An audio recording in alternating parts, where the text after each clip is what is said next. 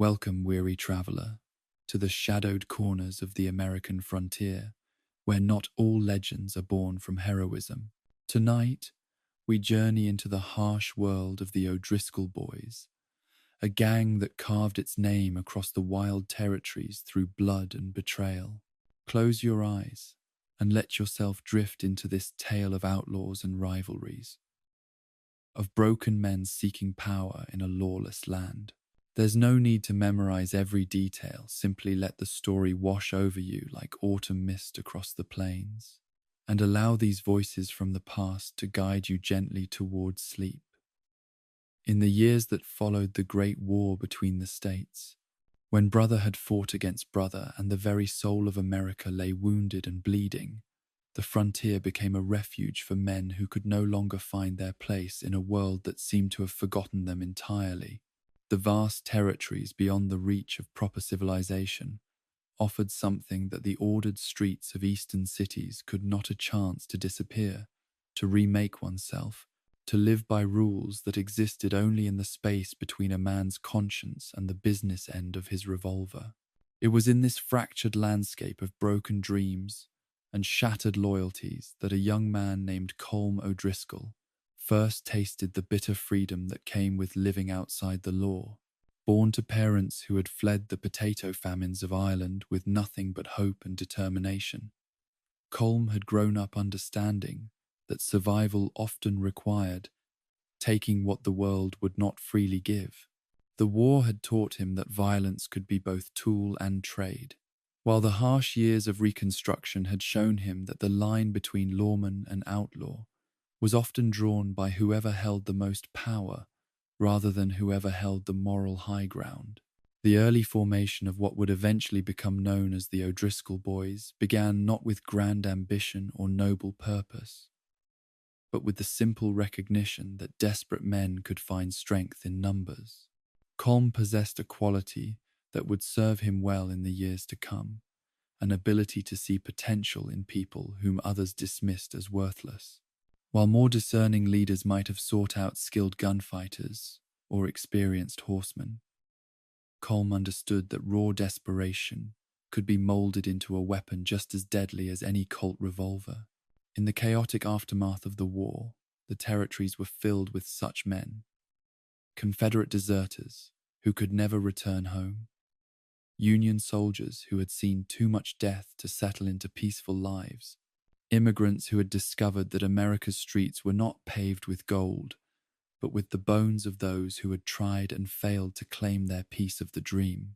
These were the men who gravitated toward Colm O'Driscoll's growing circle, drawn by his promises that together they could take what they deserved from a world that had given them nothing but suffering. The philosophy that would come to define the O'Driscoll Boys was born from this understanding of desperation and exclusion. Where other outlaw leaders demanded skill or experience, Colm required only two things: the ability to pull a trigger and the willingness to follow orders without question. It was a simple formula that would prove remarkably effective in building a criminal empire, though it would also carry within it the seeds of the gang's eventual destruction. By 1868, Colm had gathered around himself a core group of perhaps 20 men who shared his vision of taking what they wanted from a society that had rejected them.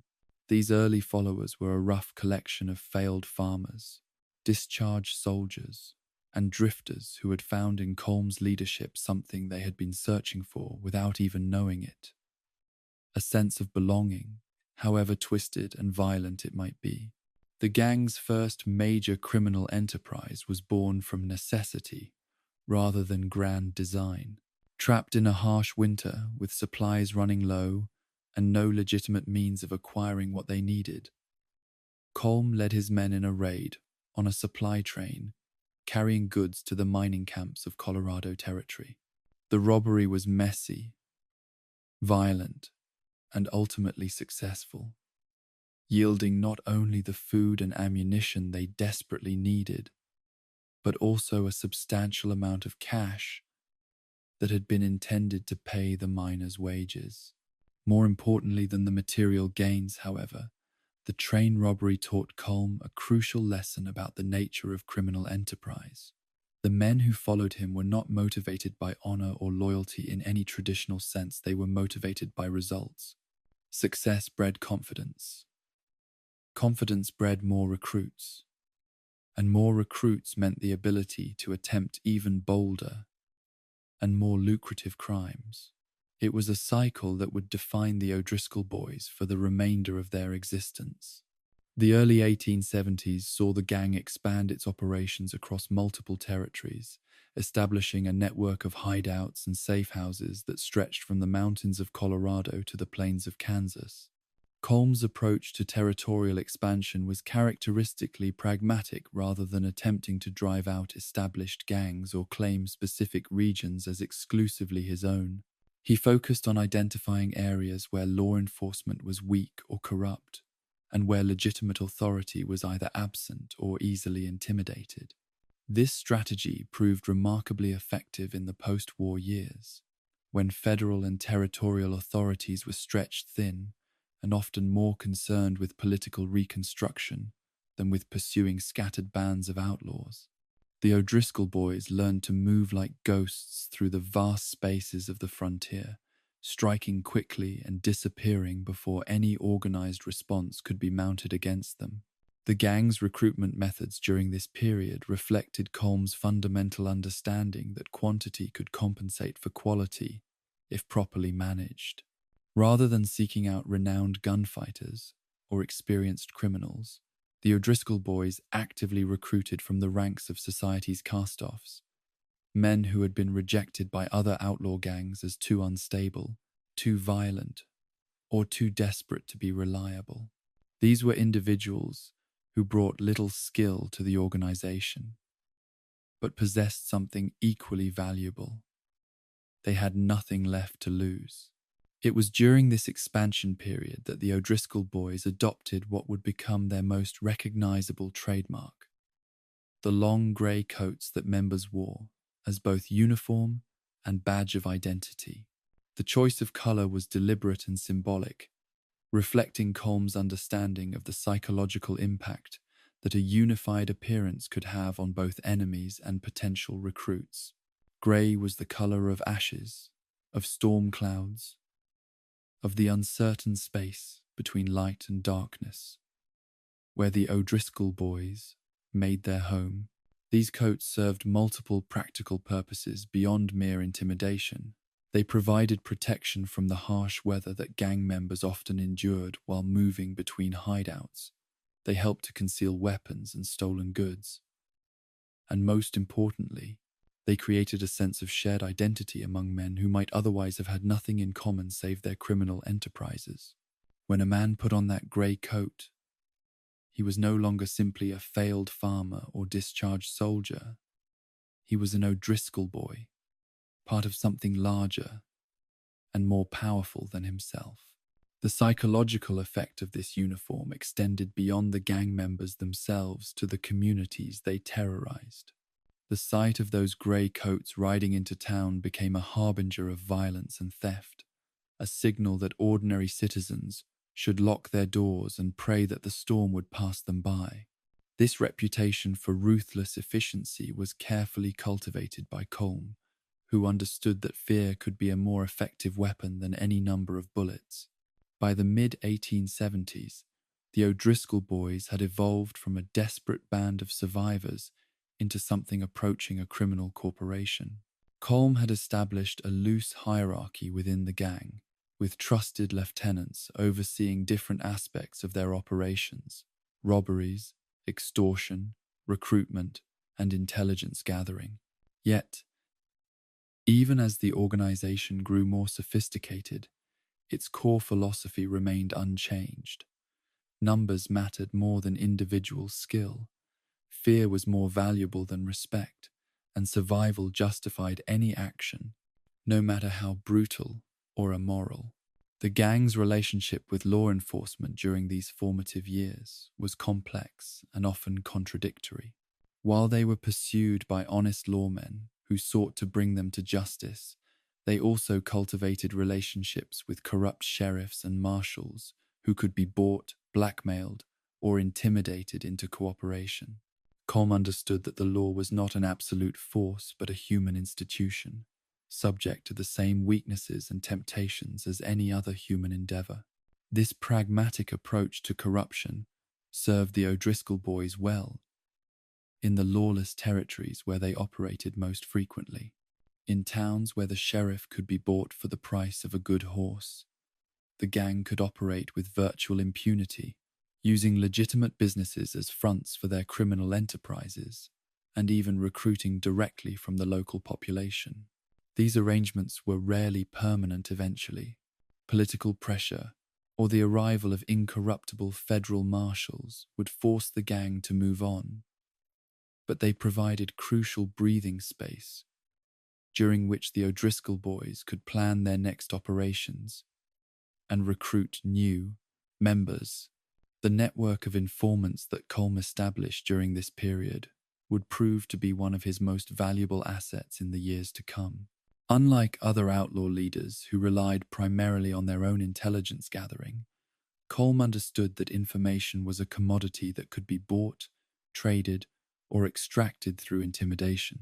Bartenders, shopkeepers, prostitutes, telegraph operators, all of these individuals moved through society largely unnoticed, yet all had access to information that could prove valuable to a criminal organization.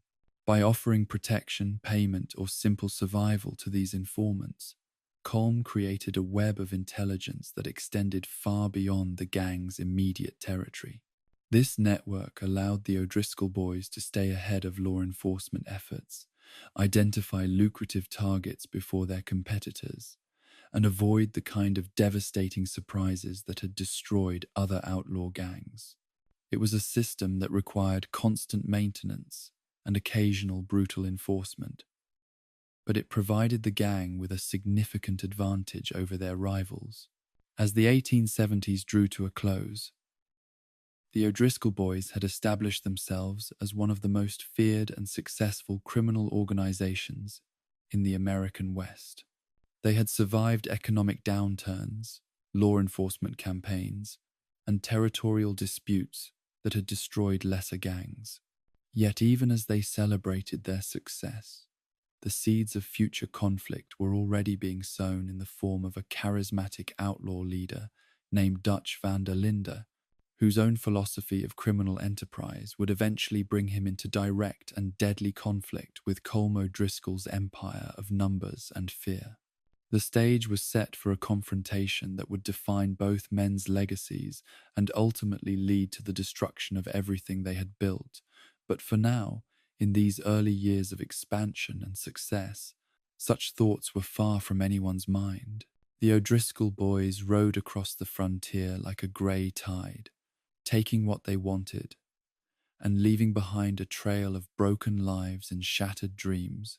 Masters of a domain built on desperation and held together by the simple truth that in a world without mercy, survival belonged to those willing to abandon all pretense of honor or humanity. In the shifting landscape of the American frontier, where territorial boundaries existed more as suggestions than absolute truths, and where a man's reputation could travel faster than his horse, it was perhaps inevitable that two such formidable forces as Colm O'Driscoll and Dutch van der Linde would eventually cross paths. The meeting that would forever alter the course of both their lives took place in the autumn of 1879, in a dusty trading post that sat at the confluence of three territorial jurisdictions, a place where the law was weak and opportunities for enterprising outlaws were plentiful. Dutch van der Linde had already begun to establish himself as something more than a common criminal, gathering around himself a small but devoted band of followers who believed in his vision of a different kind of outlaw life. Unlike the desperate men who flocked to Colm O'Driscoll's banner, Dutch's early companions were drawn to him not by desperation but by inspiration, convinced that their leader offered a path that elevated robbery and violence into something approaching a noble calling. The philosophical differences between the two men were apparent from their first conversation. Yet, there was also a mutual recognition of ability and ambition that created the foundation for what would become, for a brief and fateful period, a partnership of unprecedented scope and effectiveness. Dutch possessed a charisma and intellectual sophistication that Colm both admired and envied, while Colm commanded resources and manpower that Dutch could not help but covet. Their initial collaboration began with a series of coordinated robberies targeting the railroad companies that were beginning to stretch their iron tentacles across the frontier. The plan was elegant in its simplicity. Dutch's smaller, more skilled gang would handle the actual theft, using their superior planning and execution to overcome whatever security measures the railroads had implemented, while Colm's larger force would create diversions elsewhere, drawing law enforcement attention away from the primary target.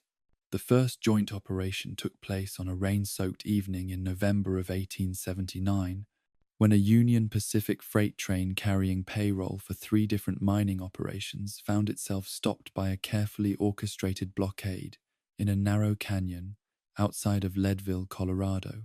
Dutch's men, led by a young gunslinger named Arthur Morgan, who would eventually become legendary in his own right, executed the robbery with precision and minimal violence, while Colm's boys simultaneously attacked a stagecoach depot 50 miles away, ensuring that any available lawman would be too busy to respond to reports of the train robbery.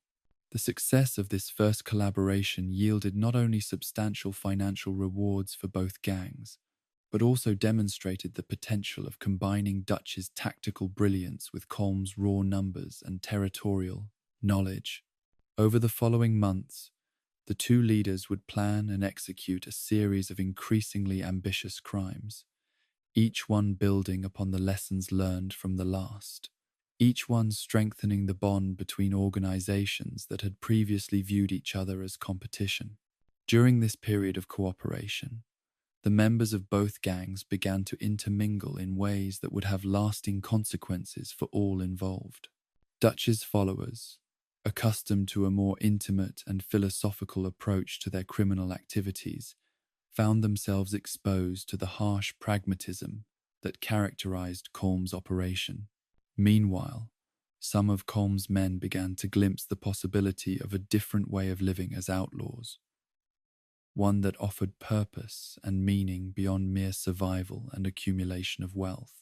It was during one of these joint operations that Dutch first encountered a young woman named Annabelle, who worked as a saloon girl in a frontier town that served as a staging area for one of their more complex heists. Annabelle possessed a combination of beauty, intelligence, and spirit that captivated Dutch completely, stirring within him emotions that he had believed himself too dedicated to his cause to experience. She became not merely his lover but his confidant, the one person with whom he could share his grandest dreams and his darkest fears. The relationship between Dutch and Annabelle developed against the backdrop of continuing successful collaborations with Colm O'Driscoll, creating a period that would later be remembered by survivors of both gangs as something approaching a golden age. The two leaders had settled into a working relationship that maximized their respective strengths, while minimizing the friction that might otherwise have developed between such strong personalities. Yet beneath this surface harmony, fundamental philosophical differences continued to simmer, differences that would eventually prove irreconcilable, despite the material success of their partnership. Dutch genuinely believed that his criminal activities served a higher purpose, that by striking against the symbols of corrupt authority and excessive wealth, he was fighting for the rights of common people who had been abandoned by a system that favored the rich and powerful over the honest and hard-working. Colm, by contrast, harbored no such illusions about the moral dimension of his actions. He stole because stealing was profitable, killed because killing was expedient, and led his gang not out of any desire to change the world, but simply because leadership provided him with the resources and power necessary to live according to his own terms rather than those imposed by society. This pragmatic approach to criminality had served him well in building his organization, but it also created a fundamental incompatibility with Dutch's more idealistic worldview. The first serious crack in their alliance appeared during a discussion about the division of proceeds from a particularly lucrative bank robbery in Carson City, Nevada. The heist itself had proceeded flawlessly, with Dutch's careful planning and Colm's superior numbers combining to overwhelm the bank's defenses and escape with nearly $15,000 in cash and negotiable securities. However, when it came time to divide the spoils, disagreements arose that revealed the depth of the philosophical chasm separating the two leaders. Dutch argued that a larger share should go to the widows and orphans of Carson City, people who had been harmed by the same banking interests that the gang had just robbed, viewing this redistribution as both morally necessary and tactically wise, since it would build goodwill among the local population. Colm viewed this proposal as sentimental foolishness, arguing that the purpose of robbery was to enrich the robbers, not to play at being some sort of frontier Robin Hood.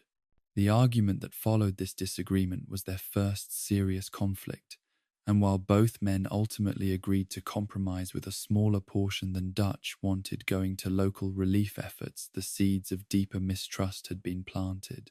Each man began to question whether his partner truly understood the nature of their enterprise, and whether their continued cooperation was sustainable in the long term.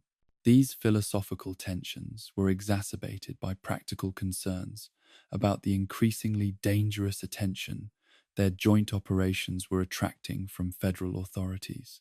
The success of their coordinated crimes had not gone unnoticed in Washington, where railroad interests and territorial governors were pressuring the Federal Marshal Service to make the destruction of the O'Driscoll-Van der Linde alliance a top priority.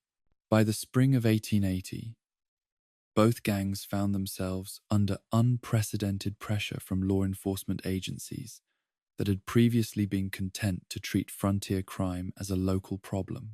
Federal police, equipped with the latest weapons and communication technology, began pursuing them across territorial boundaries, while substantial bounties placed on the heads of both leaders ensured that every bounty hunter and would-be hero in the West would be seeking to claim the rewards. The stress of constant pursuit began to affect both organizations in different ways, further highlighting the fundamental differences in their approaches to outlaw life. Dutch's gang, bound together by shared ideology and personal loyalty, drew closer together in the face of adversity, their commitment to their leader and his cause actually strengthening under pressure. Colm's followers, motivated primarily by self-interest and material gain, began to show signs of strain as the risks of continued association with the gang began to outweigh the potential rewards. It was against this backdrop of increasing external pressure and growing internal tensions that the incident occurred, which would transform two allied leaders into mortal enemies.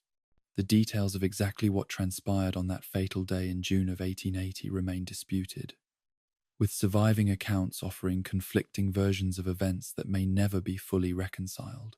What is certain is that Colm O'Driscoll had a younger brother named Liam, a hot-headed young man whose impulsive nature and violent tendencies had made him a source of concern, even within an organization not known for its restraint or moral scruples.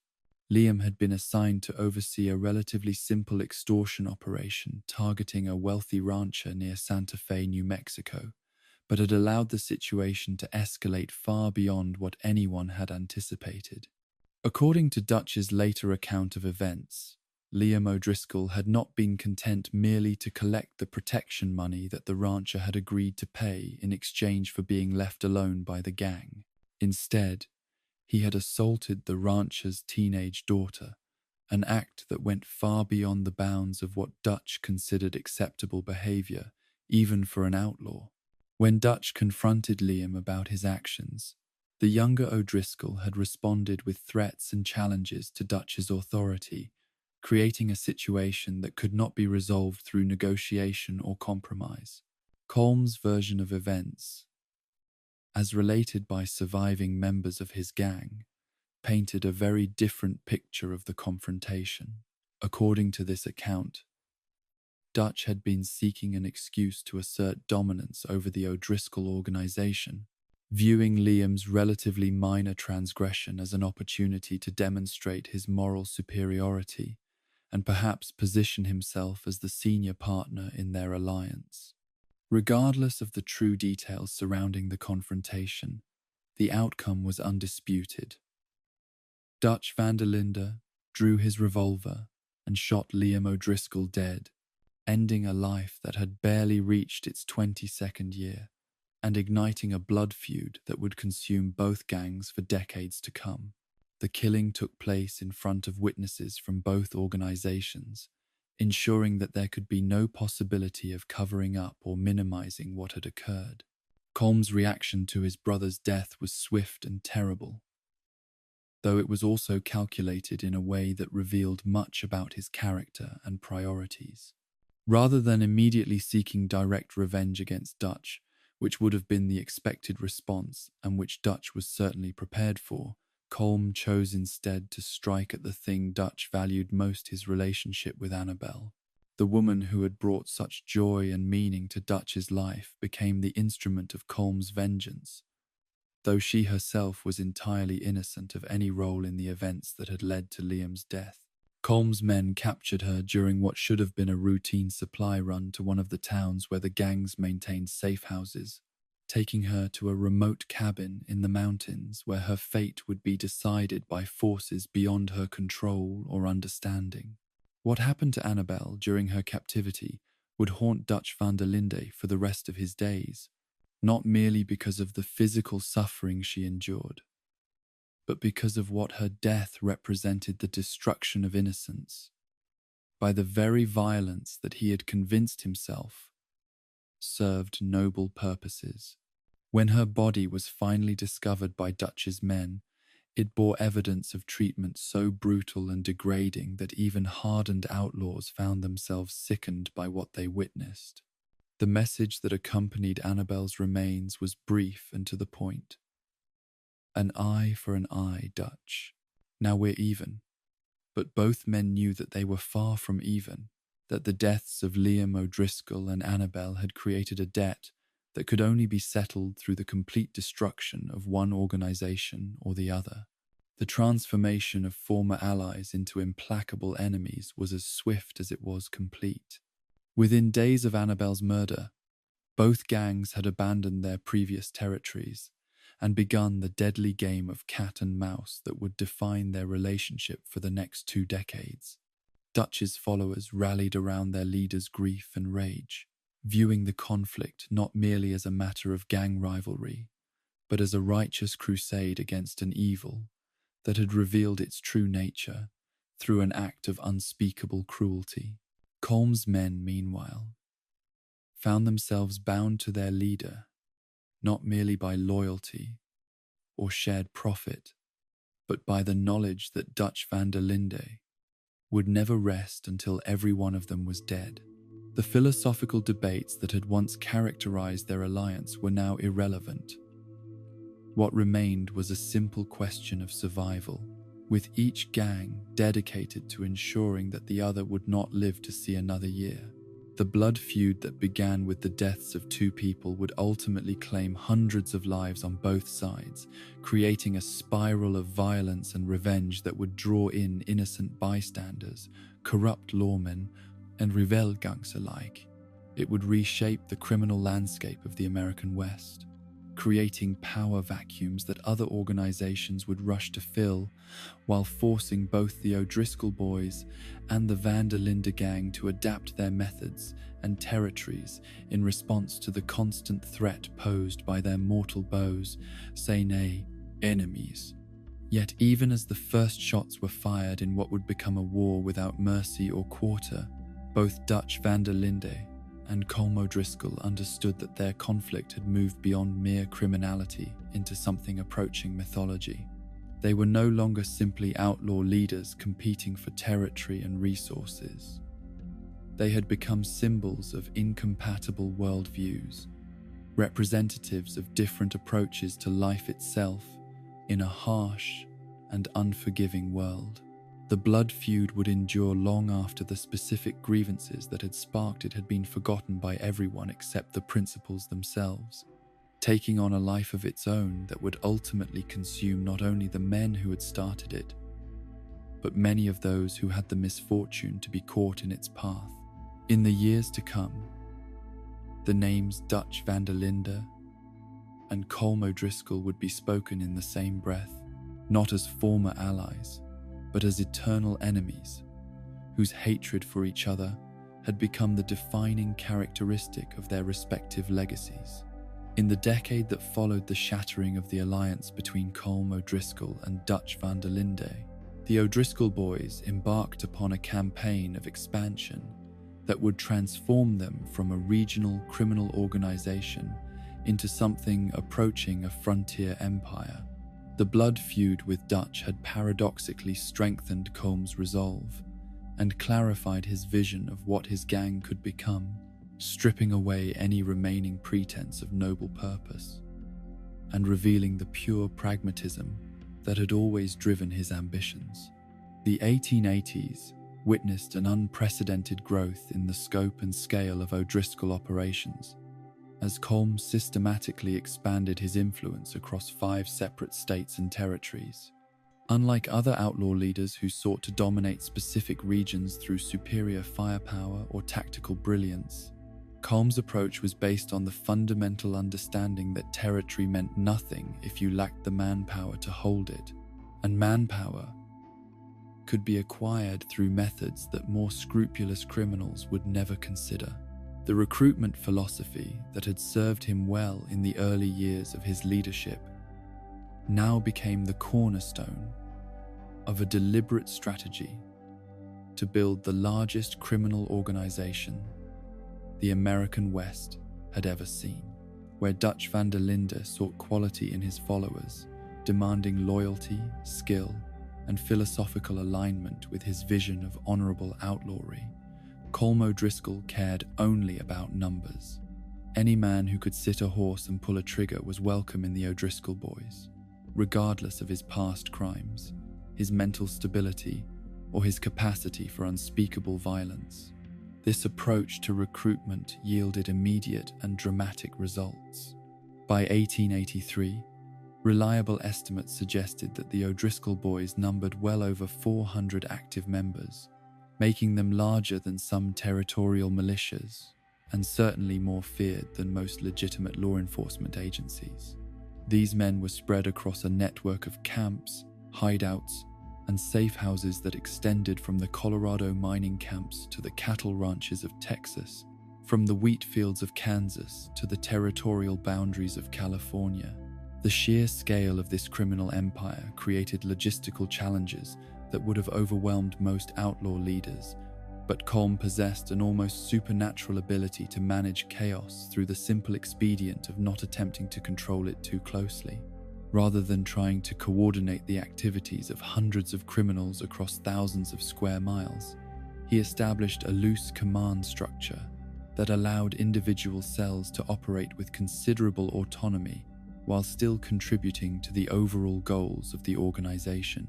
Regional lieutenants were given broad authority to recruit, plan, and execute criminal operations within their assigned territories, with the understanding that they would remit a percentage of their proceeds to Colm's central treasury and respond to direct orders when called upon. This decentralized approach meant that the loss of any single leader or the destruction of any particular camp would not significantly impact the gang's overall capacity for criminal activity. The organizational structure of the O'Driscoll boys during this period reflected Colm's understanding that traditional concepts of military hierarchy were poorly suited to criminal enterprises operating across such vast distances.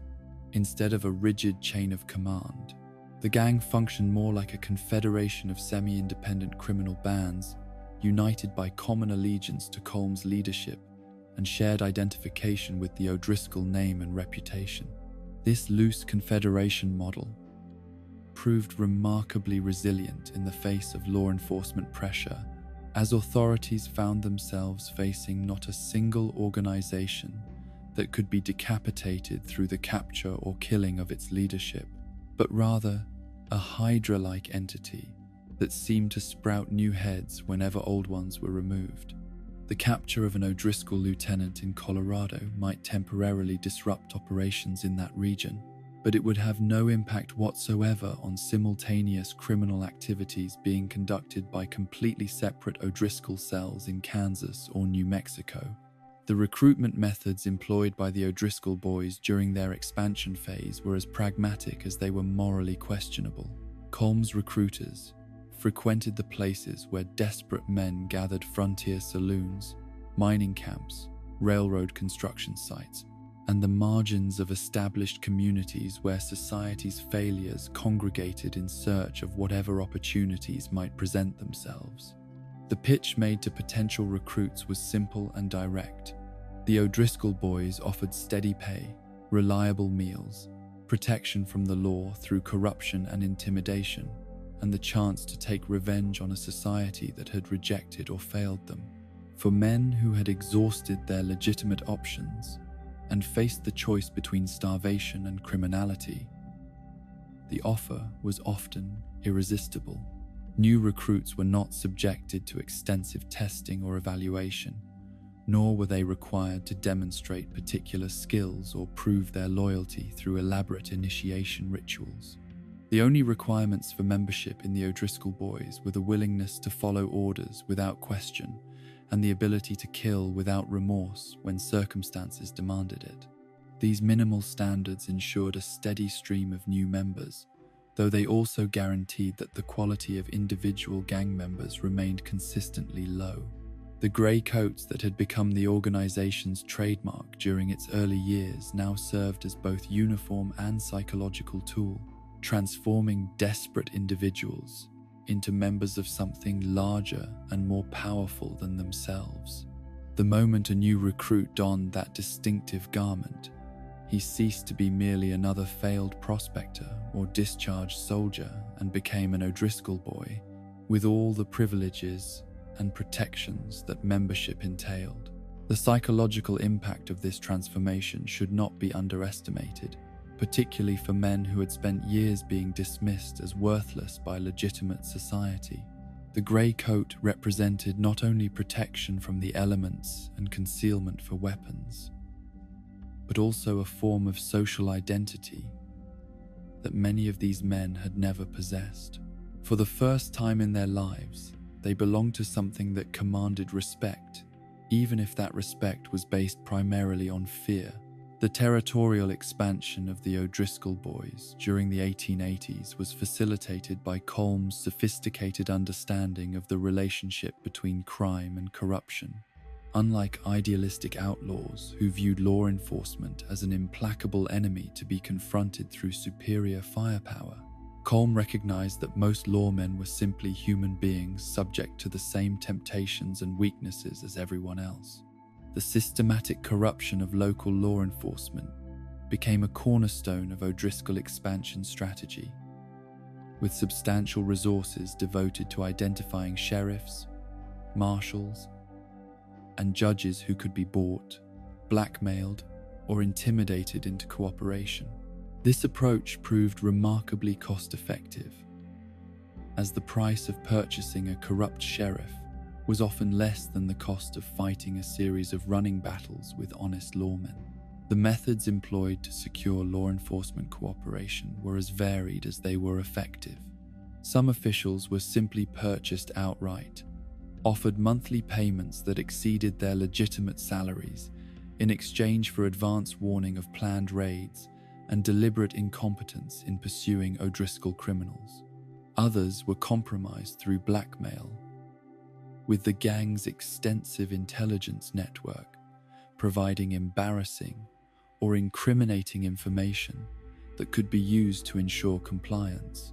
The most stubborn, honest officials were subjected to intimidation campaigns that began with subtle threats and escalated to direct violence against family members or close associates.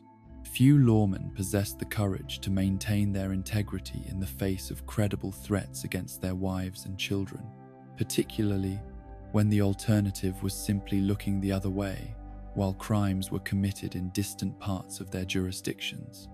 This network of corrupted law enforcement provided the O'Driscoll boys with advantages that went far beyond simple immunity from prosecution. Corrupt sheriffs could provide intelligence about the movements of honest federal marshals, warning the gang when serious law enforcement pressure was building in particular regions. They could also facilitate the gang's legitimate business activities, ensuring that O'Driscoll front companies received favorable treatment in government contracts and legal disputes. Perhaps most importantly, the corruption of local law enforcement created a psychological climate that favored criminal activity over legitimate business.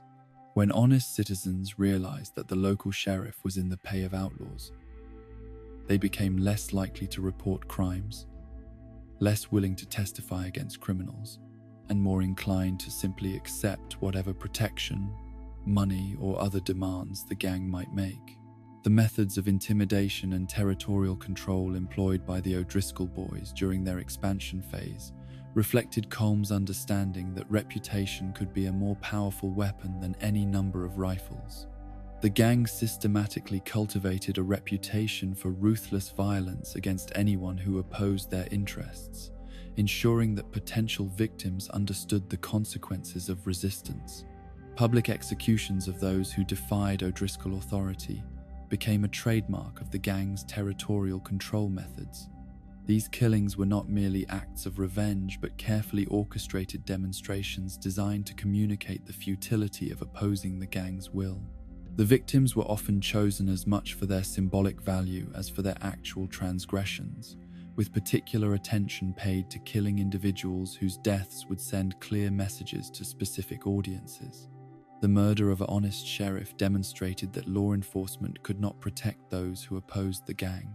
The killing of a successful merchant who refused to pay protection money showed other business owners the consequences of defiance. The execution of a witness who had testified against O'Driscoll members in court illustrated the futility of cooperating with legitimate authorities. These public killings were often accompanied by displays of gratuitous cruelty, designed to maximize their psychological impact on observers. Bodies might be left hanging from prominent locations for days, serving as constant reminders of O'Driscoll power. Particularly defiant victims might be subjected to torture before their deaths, with the details of their suffering carefully disseminated throughout the community to ensure maximum intimidation effect. The gang's urban operations represented perhaps their most sophisticated criminal activities, requiring a level of planning and coordination that went far beyond the simple train robberies and stagecoach holdups that had characterized their early years. In towns and cities throughout their territory, the O'Driscoll boys established complex networks of legitimate businesses that served as fronts for their criminal enterprises. Saloons provided excellent opportunities for gambling, prostitution, and drug sales, while also serving as informal intelligence gathering centers where drunk customers might reveal information about valuable shipments or law enforcement activities. General stores could be used to fence stolen goods, mixing legitimate merchandise with the proceeds of robbery to create plausible explanations for suspicious inventory. Hotels and boarding houses offered secure meeting places for gang members and temporary safe havens for those fleeing law enforcement pursuit.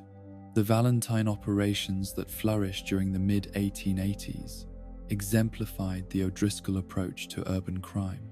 The town's location at the intersection of several major cattle drives and railroad lines made it a natural hub for legitimate commerce, which in turn created numerous opportunities for criminal enterprise.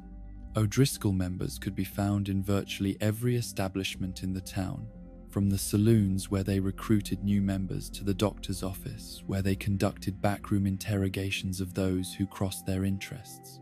The gang's relationship with the legitimate business community in Valentine was based on a simple understanding: cooperation would be rewarded with protection and increased profits, while resistance would be met with destruction. Most merchants found it easier and more profitable to work with the O'Driscoll boys rather than against them, particularly when the alternative was likely to involve the burning of their establishments and possibly their deaths. This symbiotic relationship between the gang and the business community created a feedback loop that strengthened both parties while simultaneously corrupting the entire social fabric of the communities where it took root. Merchants who profited from O'Driscoll protection became invested in the gang's continued success, providing intelligence, financial support, and political influence that helped to entrench criminal control even more deeply. The approach to robbery and violence that characterized O'Driscoll operations during their expansion phase reflected Colm's fundamental pragmatism and his understanding that efficiency mattered more than elegance or moral considerations. Unlike Dutch van der Linde, who planned elaborate heists that minimized civilian casualties and maximized symbolic impact, Colm's boys simply took what they wanted through the application of overwhelming force. Train robberies conducted by the O'Driscoll boys were exercises in brutal efficiency rather than tactical sophistication. Rather than attempting to stop trains through clever engineering or careful timing, O'Driscoll crews simply blocked the tracks with fallen trees or large boulders, then overwhelmed the guards and passengers through superior numbers and firepower. If resistance was encountered, it was crushed through indiscriminate violence that made no distinction between armed guards and innocent travelers. The gang's stagecoach operations followed similar principles, with O'Driscoll crews establishing permanent ambush positions along major routes and simply attacking every coach that passed through their territory. This approach yielded lower individual profits than more selective targeting might have provided, but it also ensured steady income and eliminated the time and effort required for intelligence gathering and planning. Bank robberies represented the pinnacle of O'Driscoll criminal enterprise, combining the gang's superior numbers with their willingness to employ unlimited violence in pursuit of their goals.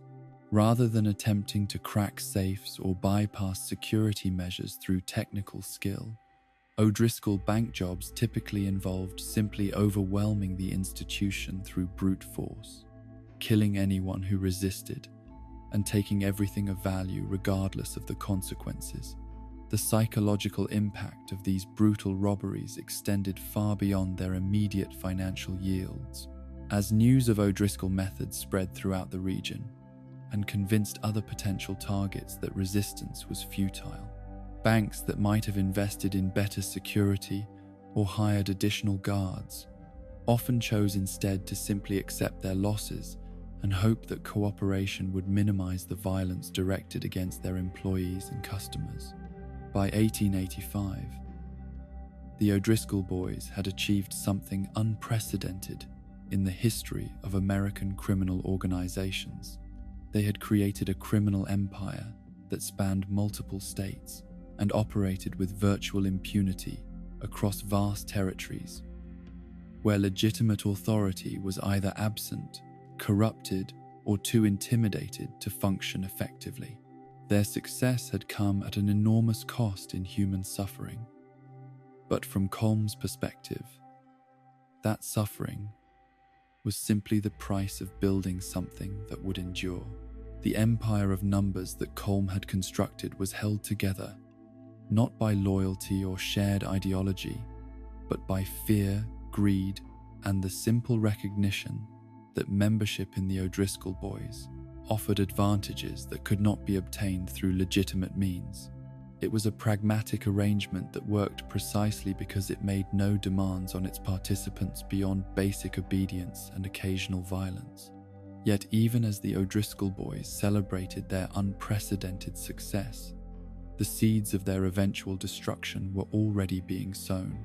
The same qualities that had enabled their rapid expansion, the acceptance of any recruit regardless of quality, the decentralized structure that prevented effective coordination, the reliance on fear rather than loyalty, would ultimately prove to be fatal weaknesses when they were confronted by enemies who understood how to exploit them.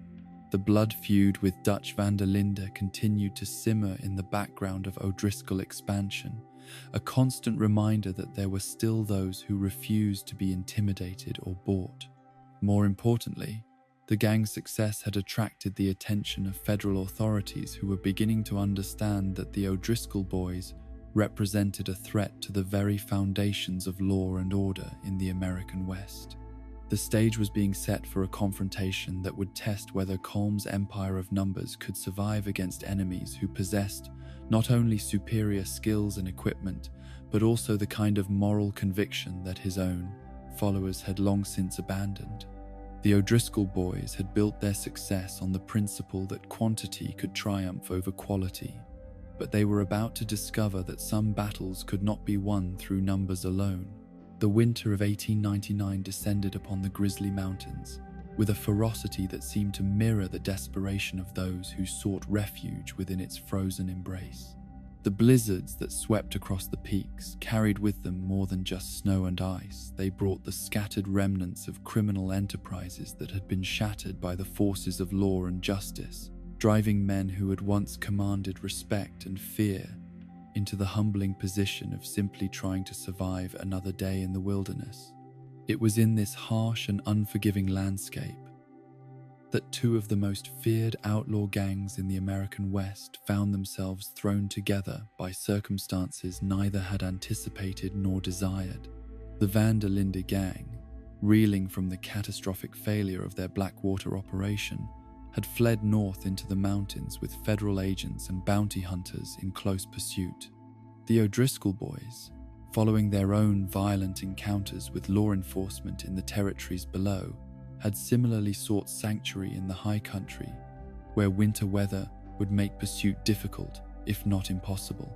The Blackwater incident that had driven Dutch van der Linde's gang into the mountains remained shrouded in mystery and recrimination, with surviving members offering conflicting accounts of what had gone wrong during what should have been a straightforward riverboat robbery. What was certain was that the operation had devolved into a bloodbath that left innocent civilians dead, and the gang's carefully cultivated reputation for honorable outlawry in ruins. The federal response to Blackwater had been swift and overwhelming, with resources marshaled on a scale that testified to the government's determination to make an example of Dutch and his followers. Pinkerton agents, federal marshals, and military units had coordinated their efforts with unprecedented efficiency, turning what had once been the gang's safe territory into a hunting ground where every settlement might conceal enemies and every trail might lead to an ambush. For men accustomed to moving freely across the frontier, the experience of being hunted with such systematic determination was profoundly demoralizing. The Van der Linde gang had built their reputation on careful planning and tactical superiority, but the sheer scale of the forces arrayed against them made their traditional methods ineffective.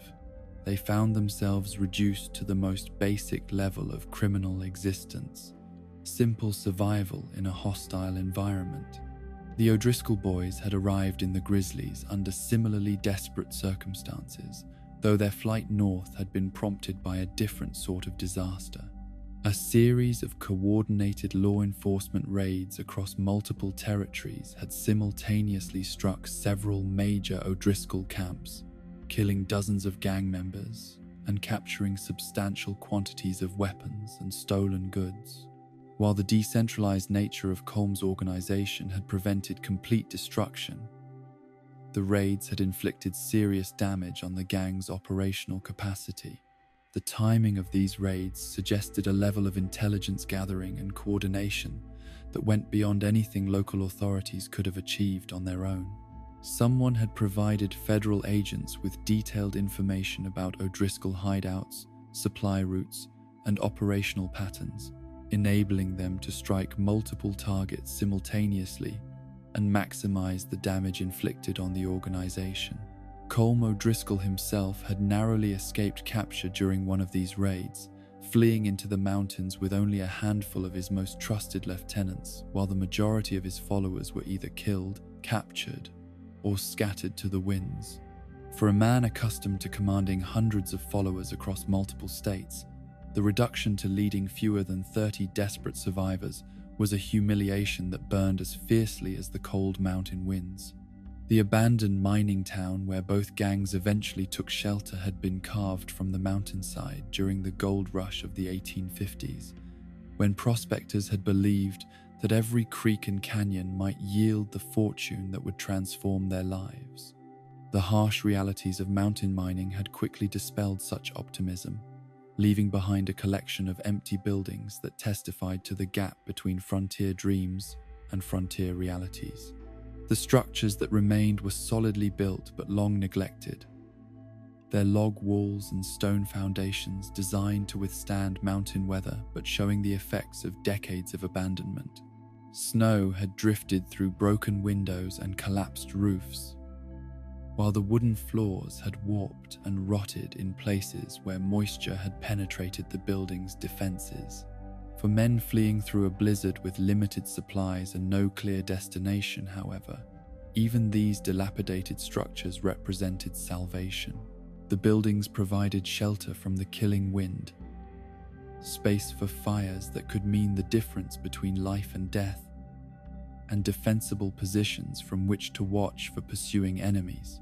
It was Dutch van der Linde and Arthur Morgan who first discovered the mining town, following a trail that seemed to promise passage through the mountains toward territory where they might find safety. The sight of intact buildings emerging from the swirling snow was so welcome that neither man initially questioned whether they might already be occupied by others seeking the same refuge. The need for supplies had become critical by the time the van der Linde gang reached their temporary sanctuary. The hasty flight from Blackwater had allowed them to bring only minimal food and equipment, while the harsh mountain environment consumed resources at a rate that would soon leave them facing starvation or freezing.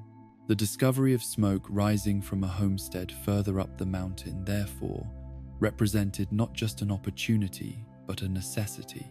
Micah Bell, scouting ahead of the main group as was his custom, had identified the isolated cabin as a potential source of the supplies they desperately needed. From a distance, the homestead appeared to be occupied by a family that had chosen to remain in the mountains through the winter, suggesting they would possess the food, ammunition, and cold weather gear that the gang required for survival. The approach to the Adler homestead was conducted with the caution that years of outlaw life had ingrained in every member of Dutch's gang. They understood that desperate circumstances made even normally peaceful settlers dangerous, while the isolated nature of the location meant that the occupants might be anyone from hermit prospectors to rival outlaws. Jake Adler had built his homestead with the same careful attention to defensibility that characterized most frontier dwellings, positioning his cabin to command views of the surrounding approaches while ensuring access to fresh water and firewood. The warmth and light emanating from the windows suggested a well-provisioned household that had prepared for the long mountain winter. What Dutch, Arthur, and Micah could not have known as they approached the cabin was that the O'Driscoll boys had discovered it 3 days earlier, during their own desperate search for shelter and supplies. The gang that had once commanded territory across 5 states had been reduced to robbing isolated homesteads, a humiliation that spoke volumes about how far their circumstances had deteriorated. The O'Driscoll assault on the Adler homestead had followed the brutal pattern that characterized all of the gang's interactions with civilians. Rather than attempting to negotiate for supplies or offering payment for what they needed, Colm's men had simply taken what they wanted through violence and intimidation, viewing the homestead's occupants as obstacles to be eliminated, rather than human beings deserving of consideration. Jake Adler's murder had been swift and efficient, the kind of killing that the O'Driscoll boys had perfected through years of criminal activity. His death served no purpose beyond clearing the way for the gang's occupation of his property, a casual act of violence that testified to the complete absence of moral restraint that characterized Colm's followers. The decision to keep Sadie Adler alive represented either mercy or oversight on the part of her captors, though the 3 days she spent hidden in the cabin's cellar suggested that her survival had been anything but comfortable. The sounds of the O'Driscoll boys occupying her home, consuming her food, and celebrating their temporary security must have created a psychological torment that supplemented whatever physical suffering she endured. The confrontation between the Van der Linde gang and the O'Driscoll boys at the Adler homestead was inevitable from the moment Dutch approached the cabin's front door, though neither side was fully prepared for the violence that would follow. Dutch's attempt at peaceful negotiation reflected his preference for avoiding unnecessary bloodshed, but the recognition in the O'Driscoll's voice when he identified Dutch van der Linde made conflict unavoidable. The shootout that erupted around the Adler cabin was brief but intense, with both sides understanding that survival depended on eliminating their enemies as quickly as possible. The O'Driscoll boys possessed the advantage of defensive positions within the cabin, but they were outnumbered and outgunned by Dutch's more experienced fighters. Arthur Morgan's discovery of Jake Adler's frozen corpse behind the cabin provided grim confirmation of what they were dealing with, while also revealing the casual brutality that characterized O'Driscoll methods. The sight of an innocent man murdered simply for the crime of being in the wrong place at the wrong time reinforced Dutch's conviction that his enemies represented everything evil about the criminal life he had chosen. The battle's outcome was never really in doubt, given the superior training and coordination that distinguished the Van der Linde gang from their rivals. While the O'Driscoll boys possessed numerical superiority in theory, their actual fighting force consisted of desperate survivors whose morale had been shattered by recent defeats and whose loyalty was based more on fear than genuine commitment. The capture of the O'Driscoll survivor in the barn provided the Van der Linde gang with their first significant intelligence about their enemy's current situation and future plans. The prisoner's revelation that Colm O'Driscoll himself was present in the mountains, along with information about the gang's intention to rob a train by destroying the tracks, offered opportunities that Dutch was quick to recognize and exploit. The intelligence about the planned train robbery was particularly valuable, as it provided the Van der Linde gang with the chance to not only strike a blow against their enemies, but also acquire the resources they needed for their own survival. The irony that they would be stealing from thieves was not lost on Dutch, who saw poetic justice in turning Colm's own criminal plans against him. The discovery of Sadie Adler in the cabin's cellar added an unexpected human dimension to what might otherwise have been a simple case of rival gangs competing for resources. Her survival of 3 days of O'Driscoll occupation, the murder of her husband, and the destruction of her home created a moral obligation that Dutch felt compelled to honor, despite the practical difficulties involved in protecting a civilian, while his gang remained under pursuit. Sadie's condition when she was finally freed spoke volumes about the psychological trauma she had endured during her captivity. The woman who emerged from the cellar was clearly in shock, her responses to questions slow and uncertain as she struggled to process the reality that her nightmare was finally over. The sight of armed men in her home, even men who claimed to be her rescuers, must have created additional stress for someone who had already endured far more than any person should be asked to bear.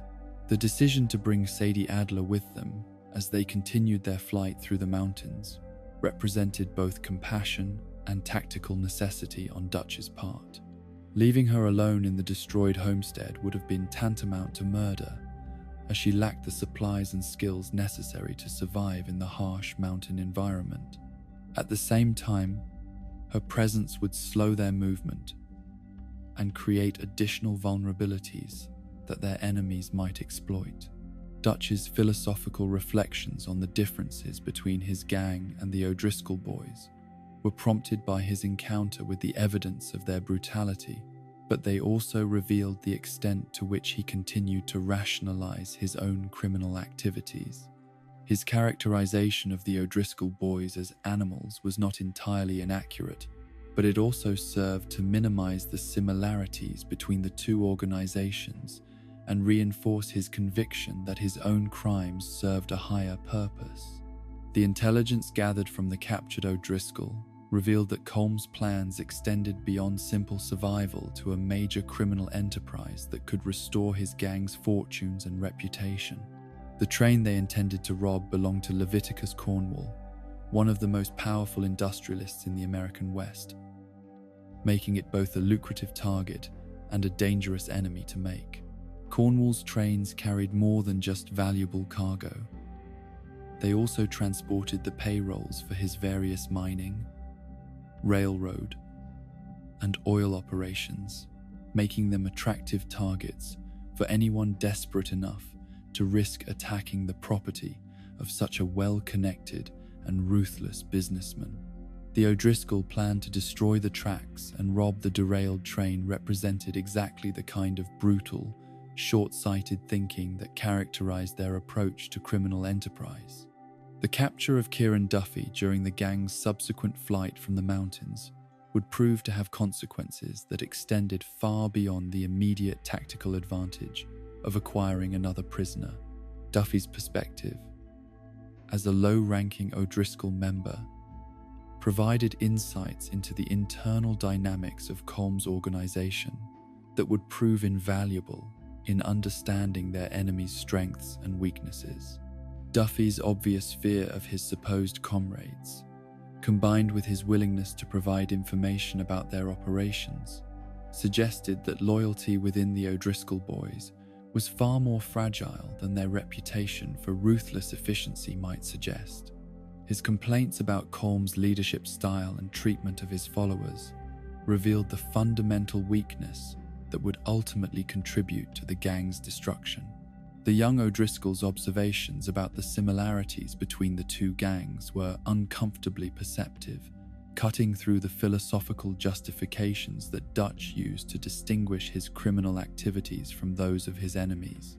Duffy's assertion that both groups were simply outlaws trying to survive in a hostile world challenged the moral framework that Dutch had constructed to rationalize his choices. The successful robbery of Cornwall's train provided the Van der Linde gang with much-needed resources while simultaneously striking a significant blow against their enemies' plans. The irony that they had essentially stolen a robbery from the O'Driscoll boys was not lost on anyone involved, and it demonstrated the tactical advantages that superior planning and coordination could provide over simple brute force. The aftermath of the train robbery marked the beginning of a new phase in the blood feud between Dutch Van der Linde and Colm O'Driscoll, as both gangs descended from the mountains into the more hospitable territory of the Great Plains.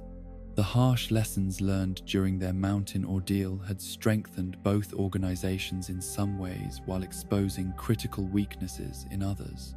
For the Van der Linde gang, the experience had reinforced their cohesion and demonstrated the value of the loyalty that bound them together. The hardships they had endured had been shared equally, with Dutch himself taking no special privileges and bearing his full share of the dangers and deprivations that threatened them all.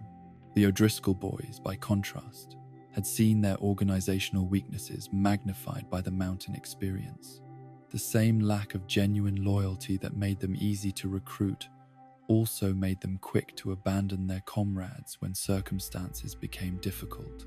Colm's absence from the most dangerous situations had not gone unnoticed by his followers, further eroding whatever respect he might once have commanded.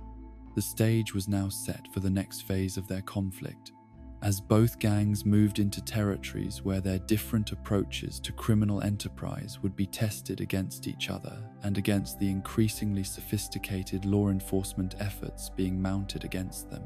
The mountains had been a crucible that had refined both organizations, burning away whatever illusions they might have harbored about the nature of their chosen lives. The encounter at the Adler homestead would have consequences that extended far beyond the immediate tactical situation, creating new allies and enemies whose actions would influence the course of the blood feud for years to come. Sadie Adler's transformation from innocent victim to agent of vengeance would ultimately prove more dangerous to the O'Driscoll boys than any number of law enforcement raids or rival gang attacks. The winter that had driven both gangs into the mountains was finally beginning to break, and with the coming of spring would come new opportunities for both criminal enterprise and violent revenge. The blood feud that had begun with the deaths of Liam O'Driscoll and Annabelle would continue to claim victims, but the balance of power between the two organizations had begun to shift in ways that would ultimately determine which would survive to see another year. The spring of 1900 brought with it a sense of renewed possibility to the Great Plains, as winter's harsh grip finally loosened and the vast grasslands began to show the first tentative signs of life returning to a landscape that had seemed frozen in death for so many months. Yet for the criminal organizations that had survived the mountain ordeal, the changing season offered not just relief from the killing cold, but also the opportunity to resume the deadly game of cat and mouse that had defined their existence for more than 2 decades. The Van der Linde gang had established their new camp at Horseshoe Overlook, a defensible position near the town of Valentine that provided excellent sight lines across the surrounding territory while remaining close enough to civilization to facilitate the acquisition of supplies and information.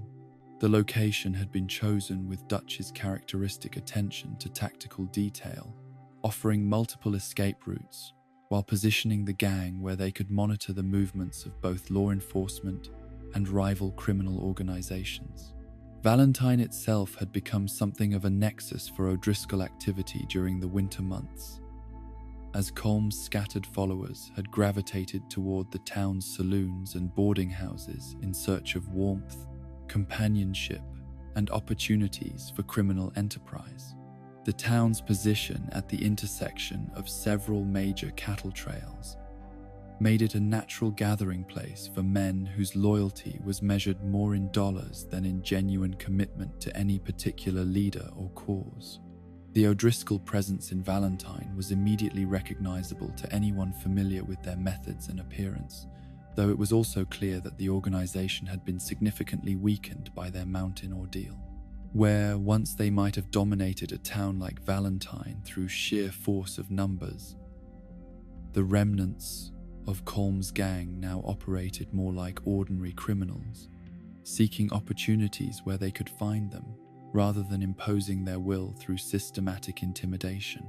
The grey coats that had once struck fear into the hearts of frontier communities now seemed shabby and worn, their symbolic power diminished by the obvious desperation of those who wore them. The men who gathered in Valentine's saloons bore the hollow-eyed look of survivors who had seen too much death and endured too much hardship, their bravado tinged with the kind of brittle desperation that comes from knowing that survival depends on maintaining a reputation that may no longer be deserved. Arthur Morgan's observations during his visits to Valentine provided valuable intelligence about the current state of O'Driscoll operations, revealing an organization that had retained its capacity for violence while losing much of its coordination and strategic thinking. The individual gang members he encountered were still dangerous men, quick to violence and unencumbered by moral scruples, but they lacked the sense of invincibility that had once made the O'Driscoll boys such a formidable force.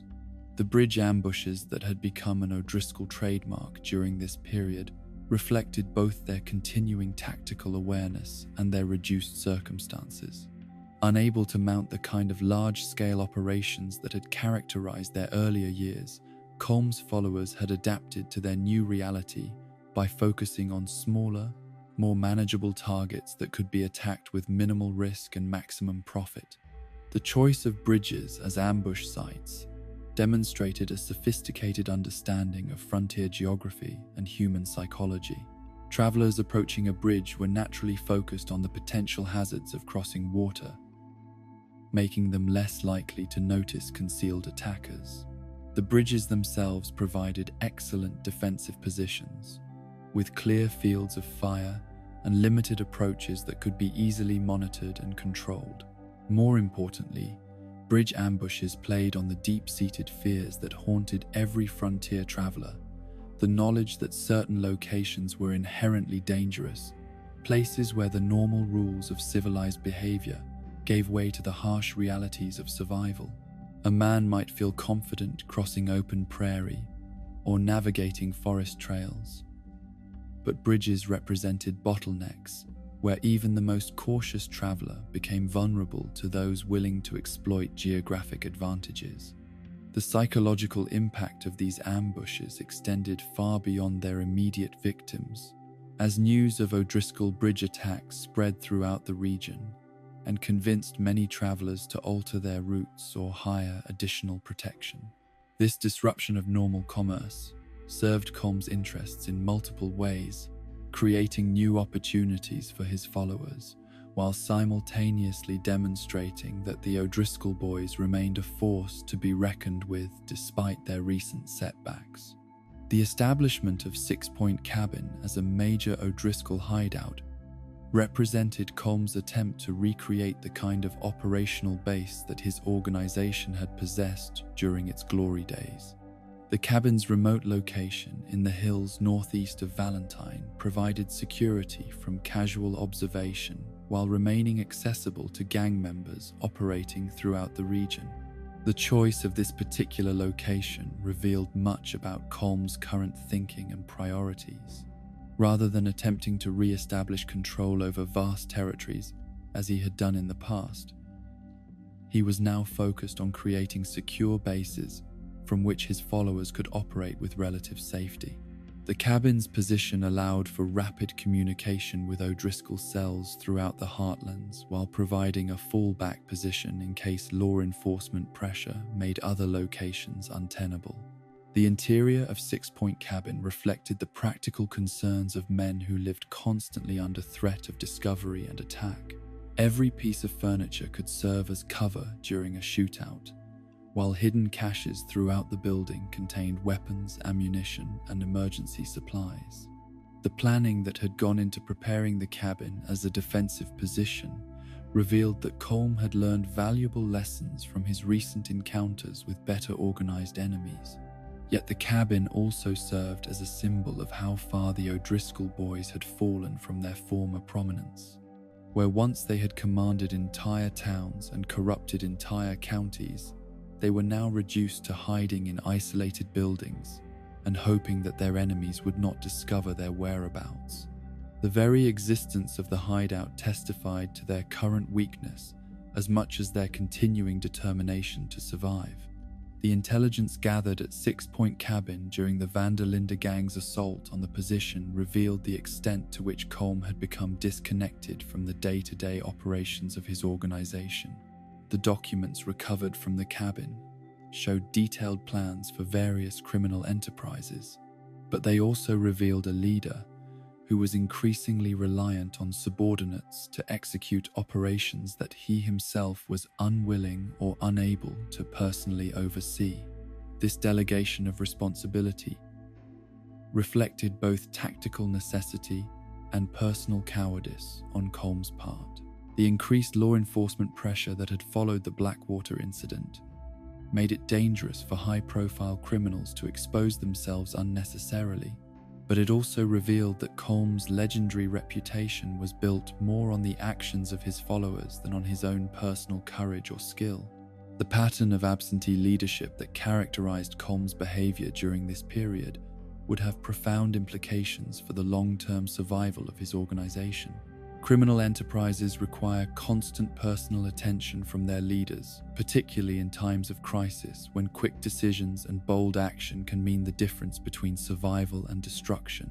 Colm's increasing reluctance to personally involve himself in dangerous operations created a leadership vacuum that his subordinates were ill-equipped to fill. The failed parley that brought Dutch van der Linde face-to-face with his longtime nemesis represented perhaps the most significant miscalculation of Colm's criminal career. The proposal for a peaceful meeting between the two leaders had been presented through intermediaries as a genuine attempt to end the blood feud that was consuming both organizations. But Colm's true intentions were far more sinister and ultimately far more foolish.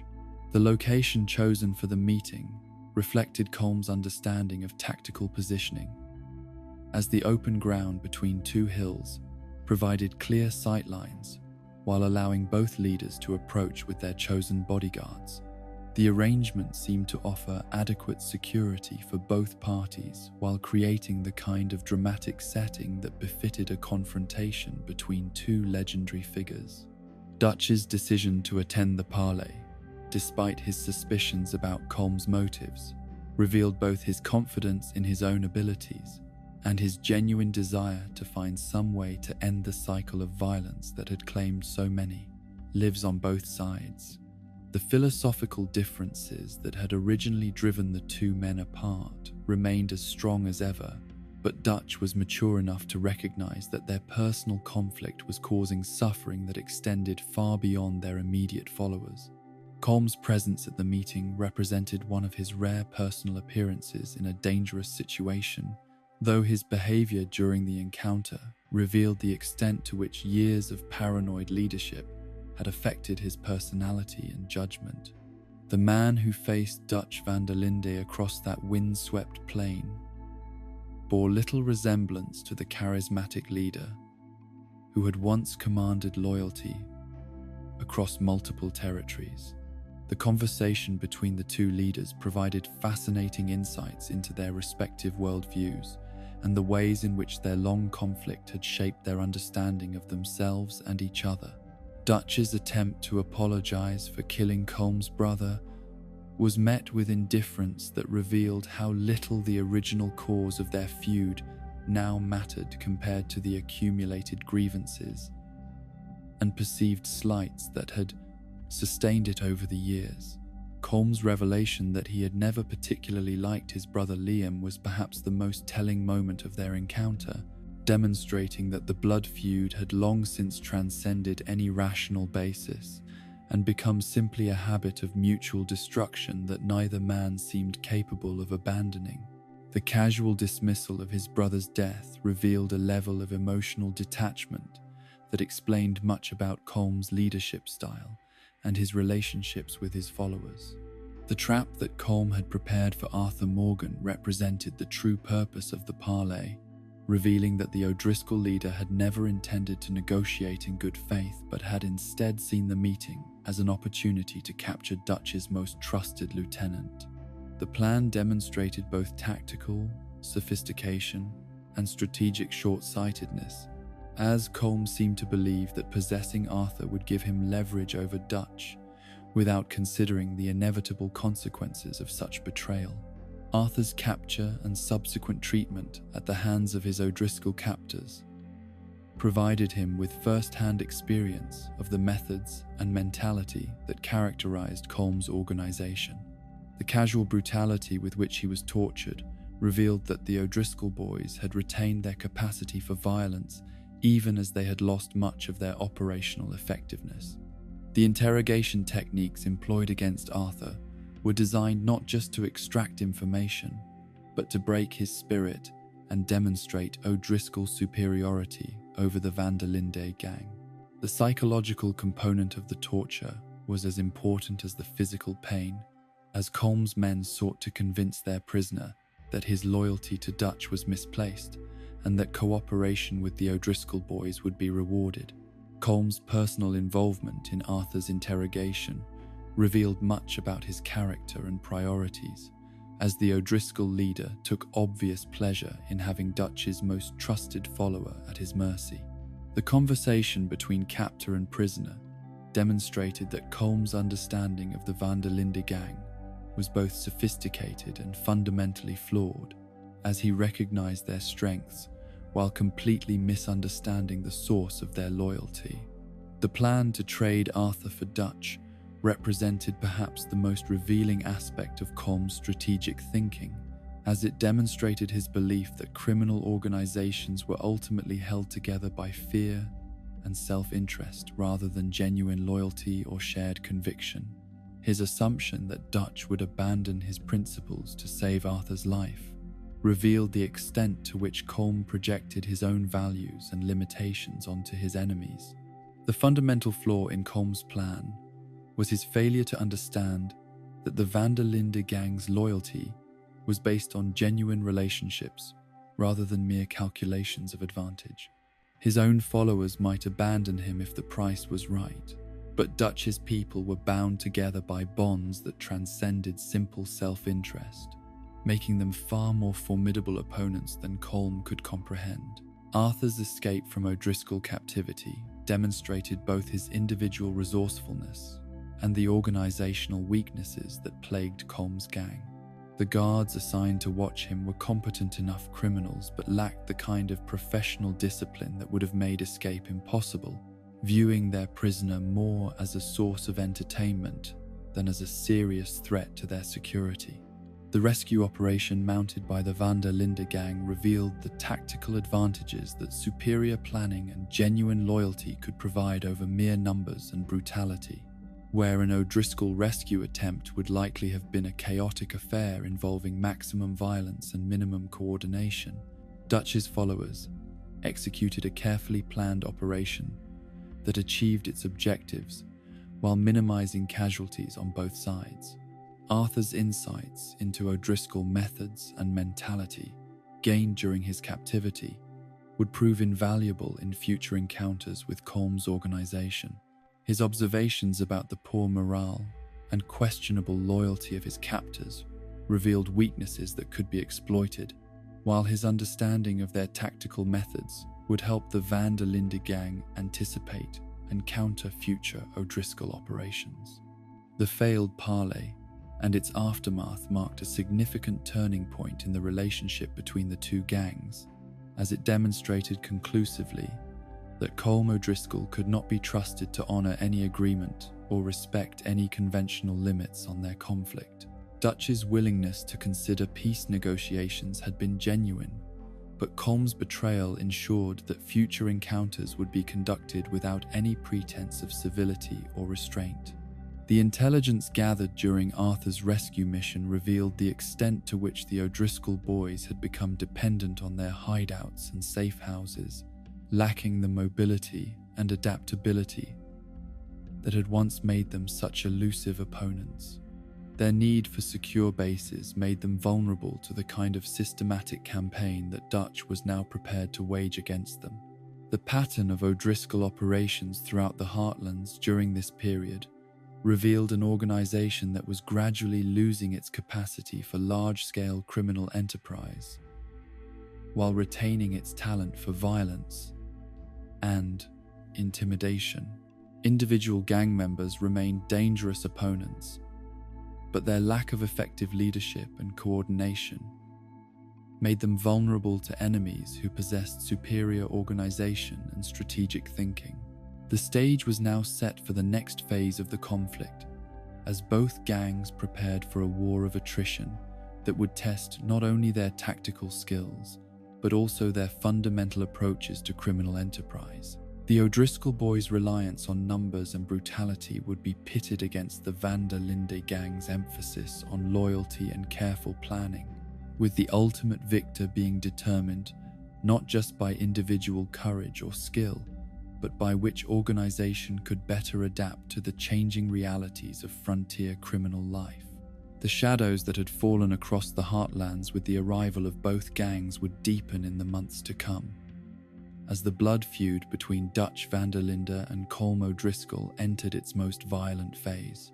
The lessons learned during their mountain ordeal and their subsequent encounters in more civilized territory would be put to the ultimate test, determining which approach to outlaw life could survive in a world where the forces of law and order were becoming increasingly sophisticated and determined. The months that followed the failed parley between Dutch van der Linde and Colm O'Driscoll marked a period of profound transformation for both criminal organizations. As the illusion of any possible reconciliation finally crumbled, and the blood feud entered its most vicious and uncompromising phase. The betrayal at the meeting ground had stripped away whatever vestiges of honor or restraint had previously governed their conflict, leaving behind a war of mutual annihilation that would ultimately consume far more than either leader had ever intended to sacrifice. Within the van der Linde camp, the integration of Kieran Duffy as a reluctant but increasingly valuable member represented one of the most significant developments of this period. The young man who had once ridden with the O'Driscoll boys found himself in the peculiar position of being simultaneously prisoner, informant, and gradually accepted member of the organization he had previously been taught to view as his mortal enemies. Kieran's initial treatment at the hands of his captors had been harsh but not unnecessarily cruel, reflecting Dutch's philosophical commitment to distinguishing his gang from the kind of mindless brutality that characterized their rivals. The threats of violence that had accompanied his interrogation were real enough, but they were also calculated to extract information rather than to inflict suffering for its own sake. The intelligence that Kieran provided about O'Driscoll operations proved invaluable in ways that went far beyond simple tactical advantages, as his insights into the internal dynamics of Colm's organization revealed weaknesses and contradictions that could be exploited by enemies who understood how to apply pressure at precisely the right points. His descriptions of the fear and resentment that pervaded the O'Driscoll boys painted a picture of an organization held together by intimidation rather than genuine loyalty. Perhaps most significantly, Kieran's observations about the similarities between the two gangs provided uncomfortable truths that forced members of the van der Linde gang to confront aspects of their own criminal activities that they preferred to ignore or rationalize. His assertion that both groups were simply outlaws trying to survive in a hostile world cut through the philosophical justifications that Dutch used to distinguish his followers from their enemies. The uncomfortable accuracy of Kieran's analysis was evident in the defensive reactions it provoked among gang members who had grown accustomed to viewing themselves as fundamentally different from and morally superior to other criminal organizations. His outsider's perspective revealed contradictions and hypocrisies that insiders had learned not to see, challenging the carefully constructed narrative that allowed the van der Linde gang to maintain their sense of righteousness despite their increasingly violent activities. As Kieran gradually proved his value to the gang through accurate information and genuine assistance in their operations against his former associates, his status slowly evolved from that of prisoner to provisional member. This transformation was neither rapid nor complete, as years of mutual hostility between the organizations made trust difficult to establish and maintain. The process of Kieran's integration revealed much about the fundamental differences between the two gangs' approaches to membership and loyalty. Within the van der Linde organization, acceptance was based on demonstrated commitment to shared values and genuine concern for the welfare of other members, creating bonds that transcended mere calculations of mutual advantage. By contrast, Kieran's descriptions of life within the O'Driscoll boys painted a picture of an organization where loyalty was purchased through fear and self-interest, where members remained with the gang only as long as the benefits outweighed the risks, and where betrayal was always a possibility whenever circumstances shifted. His own willingness to provide information about his former associates demonstrated the fragility of bonds based solely on intimidation and material considerations. The warnings that Kieran offered about the similarities between the two organizations proved to be prophetic in ways that none of the van der Linde gang members fully understood at the time. His assertion that they looked the same from the outside, regardless of their internal philosophical differences, suggested that their eventual fate might be more similar than anyone cared to contemplate.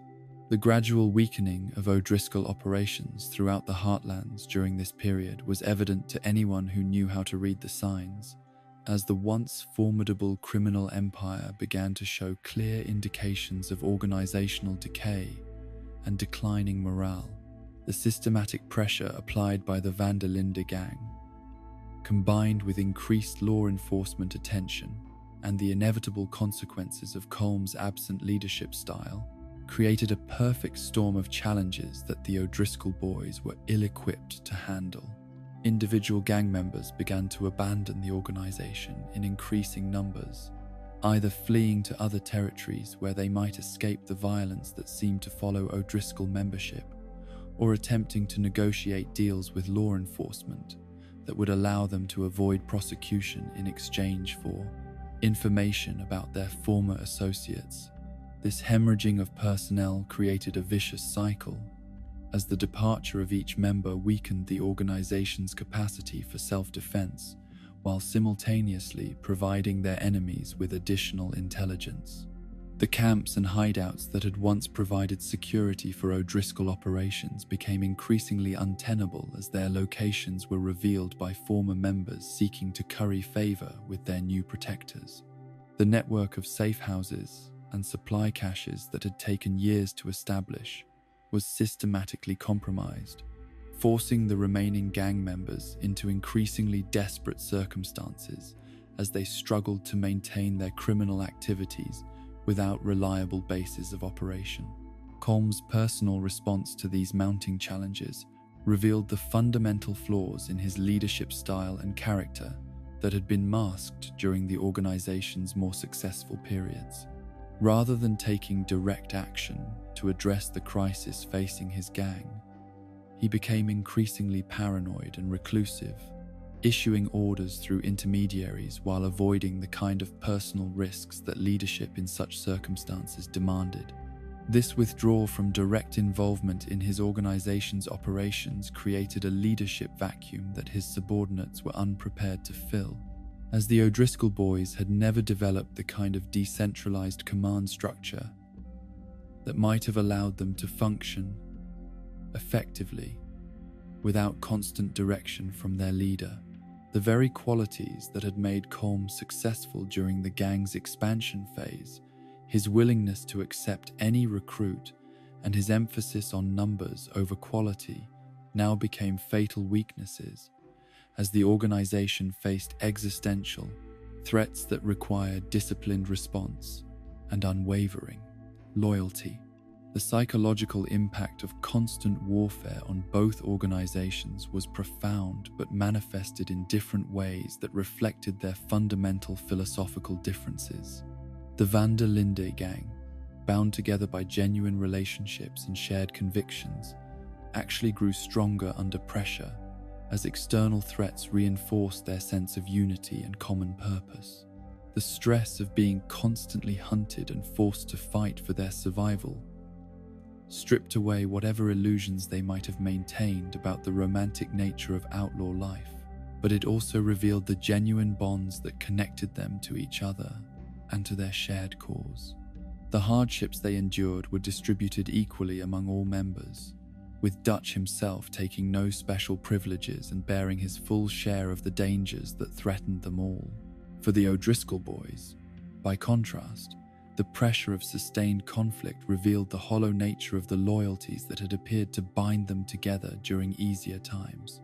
Without the prospect of easy profits and successful operations to maintain morale, the organization began to fragment along the fault lines that had always existed, but had been previously masked by material success. The brutal treatment that O'Driscoll members inflicted on each other when resources became scarce demonstrated the absence of genuine camaraderie within their ranks, as individual survival took precedence over any consideration for the welfare of supposed comrades. The same ruthlessness that had made them effective criminals now turned inward, creating an atmosphere of suspicion and betrayal that accelerated the organization's decline. Colm's capture by federal authorities represented the culmination of years of patient investigation, and intelligence gathering by law enforcement agencies that had finally learned to coordinate their efforts effectively against major criminal organizations. The circumstances of his arrest revealed the extent to which his own paranoia and isolation had made him vulnerable to exactly the kind of systematic pursuit that he had once been able to evade through superior numbers and territorial knowledge. The legal proceedings that followed Colm's capture provided fascinating insights into the scope and scale of O'Driscoll criminal activities over the previous 2 decades. As prosecutors presented evidence of murders, robberies, and other crimes that spanned multiple jurisdictions and involved hundreds of victims, the testimony of former gang members who had been granted immunity in exchange for their cooperation painted a comprehensive picture of a criminal enterprise that had operated with virtual impunity for far too long. The multiple trials that resulted from Colm's arrest demonstrated both the thoroughness of the evidence against him and the political pressure to ensure that justice was finally served after so many years of O'Driscoll depredations. The fact that he had been found guilty of murder on more than one occasion, only to escape through corruption or legal technicalities, made his final capture a matter of particular satisfaction for law enforcement officials who had been pursuing him for decades. The revelation that Colm had previously escaped from custody multiple times added urgency to the efforts to ensure that his final punishment would be both swift and permanent. The authorities' determination to prevent another escape reflected their understanding that allowing him to regain his freedom would likely result in renewed violence and the reconstitution of his criminal organization around his leadership. Sadie Adler's transformation from innocent victim to avenging angel represented perhaps the most dramatic personal evolution resulting from the O'Driscoll boys' criminal activities, as the woman who had lost everything to their brutality discovered within herself a capacity for violence that matched or exceeded that of her tormentors. Her metamorphosis from grieving widow to skilled gunfighter demonstrated the way in which extreme trauma could fundamentally alter a person's character and priorities.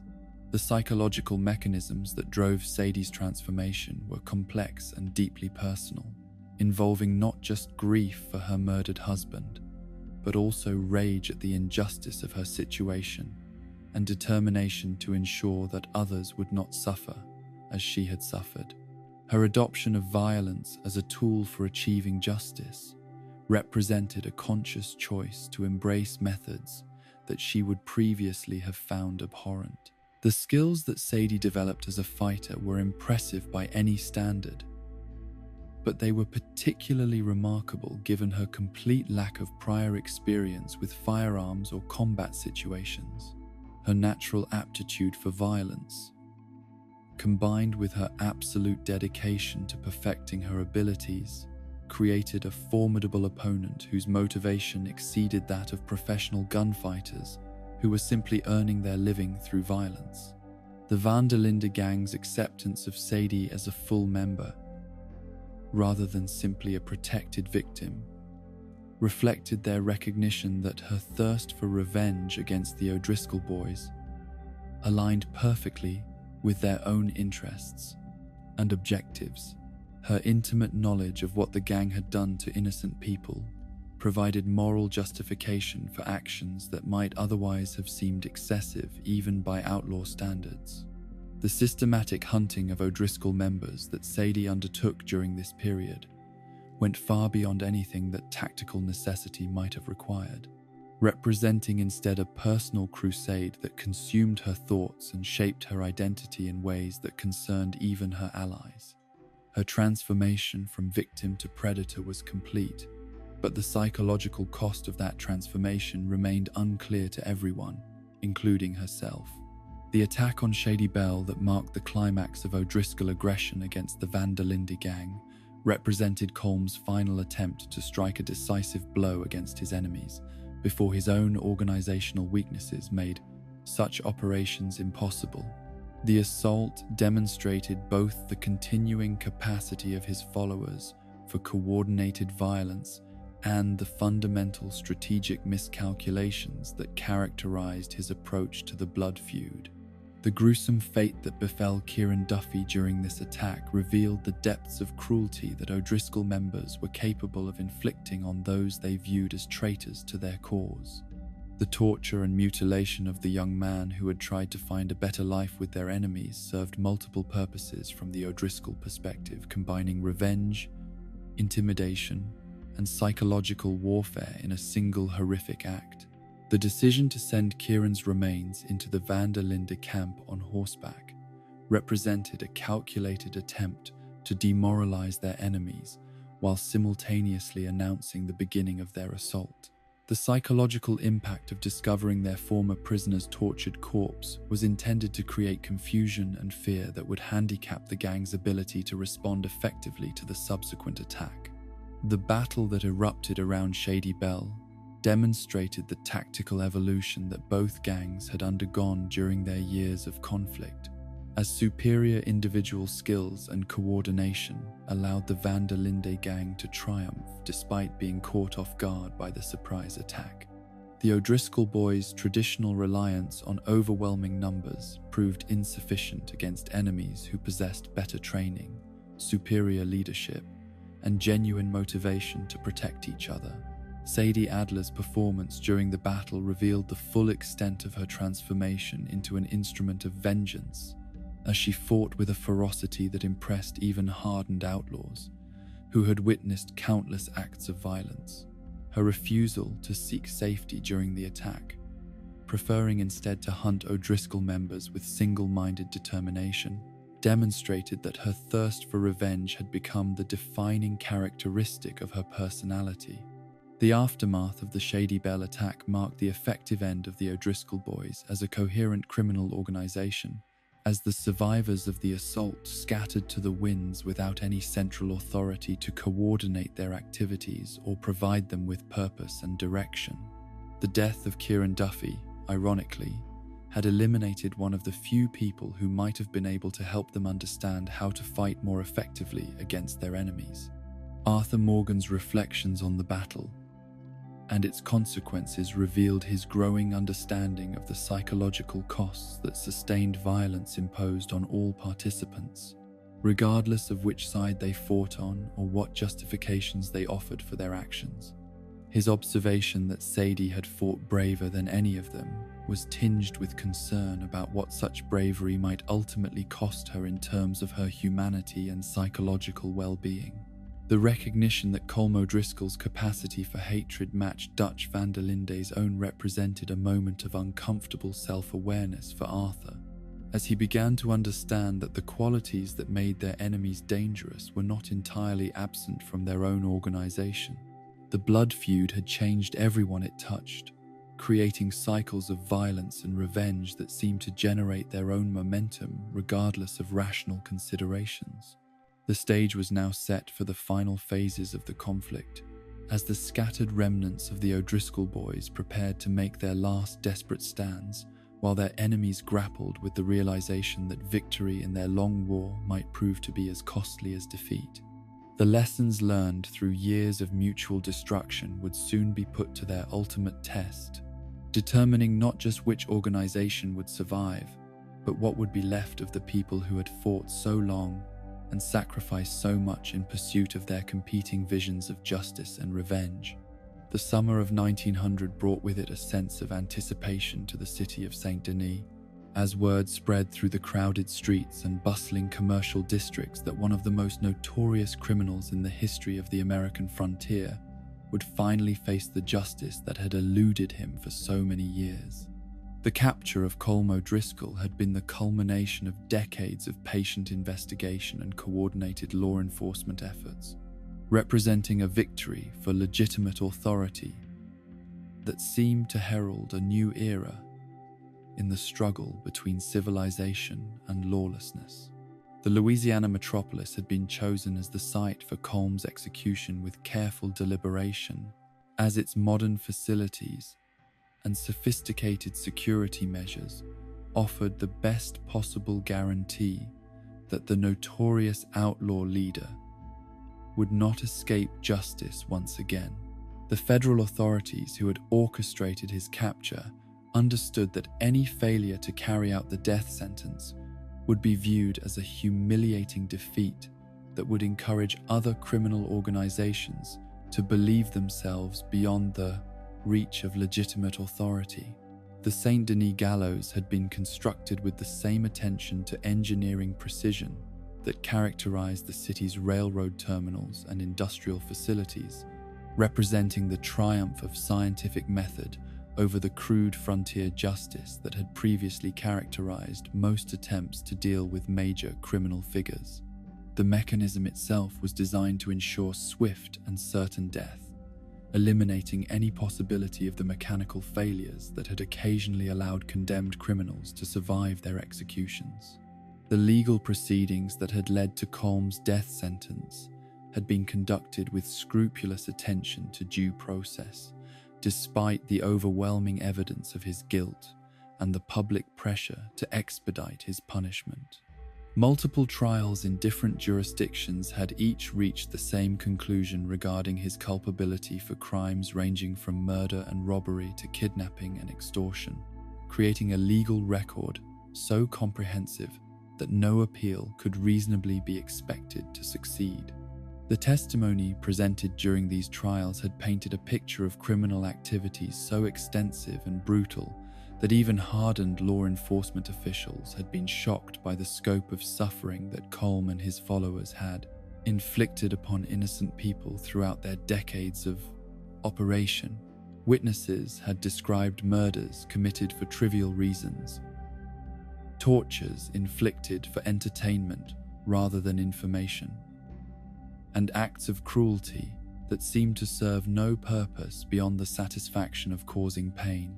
Perhaps most damning had been the testimony of former O'Driscoll members who had accepted immunity in exchange for revealing the inner workings of the organization and the personal role that Colm had played in planning and approving the most heinous crimes attributed to his followers. These witnesses had described a leader who took personal pleasure in violence and who had systematically encouraged his subordinates to abandon any remaining traces of humanity or moral restraint. The security arrangements for Colm's execution had been planned with the understanding that his remaining followers might attempt a rescue operation, despite the apparent collapse of their organization following his capture. Federal marshals, local police, and military units had been positioned throughout St. Denis to prevent any possible escape attempt, while sharpshooters occupied strategic positions with clear fields of fire over the execution site. Intelligence reports suggested that scattered groups of former O'Driscoll members had been observed moving towards St. Denis in the days leading up to the scheduled execution, though their small numbers and apparent lack of coordination made it unlikely that they could mount an effective rescue operation.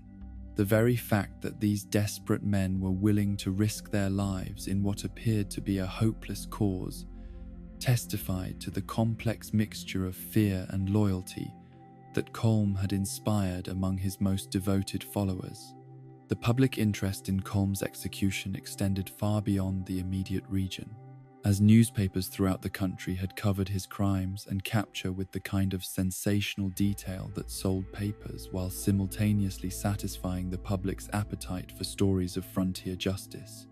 The opportunity to witness the death of such a notorious figure attracted visitors from hundreds of miles away, creating a carnival atmosphere that some observers found troubling in its celebration of violence. Sadie Adler's determination to witness Colm's execution represented the culmination of her personal transformation from innocent victim to avenging angel, as she saw his death as essential validation for the suffering she had endured and the violence she had embraced in pursuit of justice. Her insistence on attending the execution despite the obvious risks revealed the extent to which her thirst for revenge had become the organizing principle of her entire existence. Arthur Morgan's reluctant agreement to accompany Sadie to St. Denis reflected his understanding that her psychological well-being might depend on seeing tangible proof that the man responsible for her husband's death had finally faced justice. His own conflicted feelings about the execution revealed the complex moral questions that arose when civilized society employed the same ultimate sanction that criminal organizations used to maintain their power. The disguises that Arthur and Sadie adopted for their infiltration of St. Denis demonstrated the sophisticated planning that had become second nature to members of the Van der Linde gang, as they understood that their own criminal reputations made them targets for law enforcement officials who might be present at the execution. The irony of wanted outlaws attending a public execution was not lost on either of them, but their commitment to witnessing Colm's death outweighed their concerns about personal safety. The atmosphere in Saint-Denis on the morning of the execution was electric with anticipation and barely suppressed excitement. As crowds gathered in the streets leading to the gallows while vendors sold food and souvenirs to visitors who had traveled great distances to witness the historic event, the transformation of judicial punishment into public entertainment reflected broader cultural attitudes about violence and justice that many thoughtful observers found deeply disturbing. The presence of O'Driscoll members among the crowd was immediately apparent to anyone familiar with their appearance and methods, as the grey coats that had once inspired fear throughout the frontier now served to identify desperate men who had come to St. Denis with unclear intentions and little hope of success. Their nervous behavior and obvious unfamiliarity with urban environments made them easy to spot for experienced lawmen who knew what to look for. The elaborate security precautions that surrounded the execution revealed the authorities' determination to prevent any last-minute rescue attempt, while also ensuring that the proceedings would serve their intended purpose of demonstrating the ultimate futility of challenging legitimate authority. Every possible angle of approach to the gallows had been considered and covered, while backup plans had been prepared for various contingencies that might arise during the actual execution. The discovery of the abandoned gun case on the rooftop overlooking the execution site provided dramatic evidence that at least some of Colm's followers had indeed attempted to organize a rescue operation, though the absence of the sniper who should have been manning the position suggested that their plans had been either abandoned or disrupted by law enforcement intervention. The weapon itself represented sophisticated planning that belied the apparent disorganization of the O'Driscoll remnants. The moment when Colm O'Driscoll was finally brought to the gallows marked the culmination of a criminal career that had spanned more than 3 decades and claimed hundreds of lives throughout the American West. The man who mounted the scaffold bore little resemblance to the charismatic leader who had once commanded the loyalty of hundreds of followers, his appearance reflecting the psychological toll that years of constant pursuit and final capture had inflicted upon him. The formal reading of Colm's crimes and the legal justification for his execution served not only as required legal procedure, but also as a final accounting of the suffering he had caused throughout his long career as an outlaw, leader.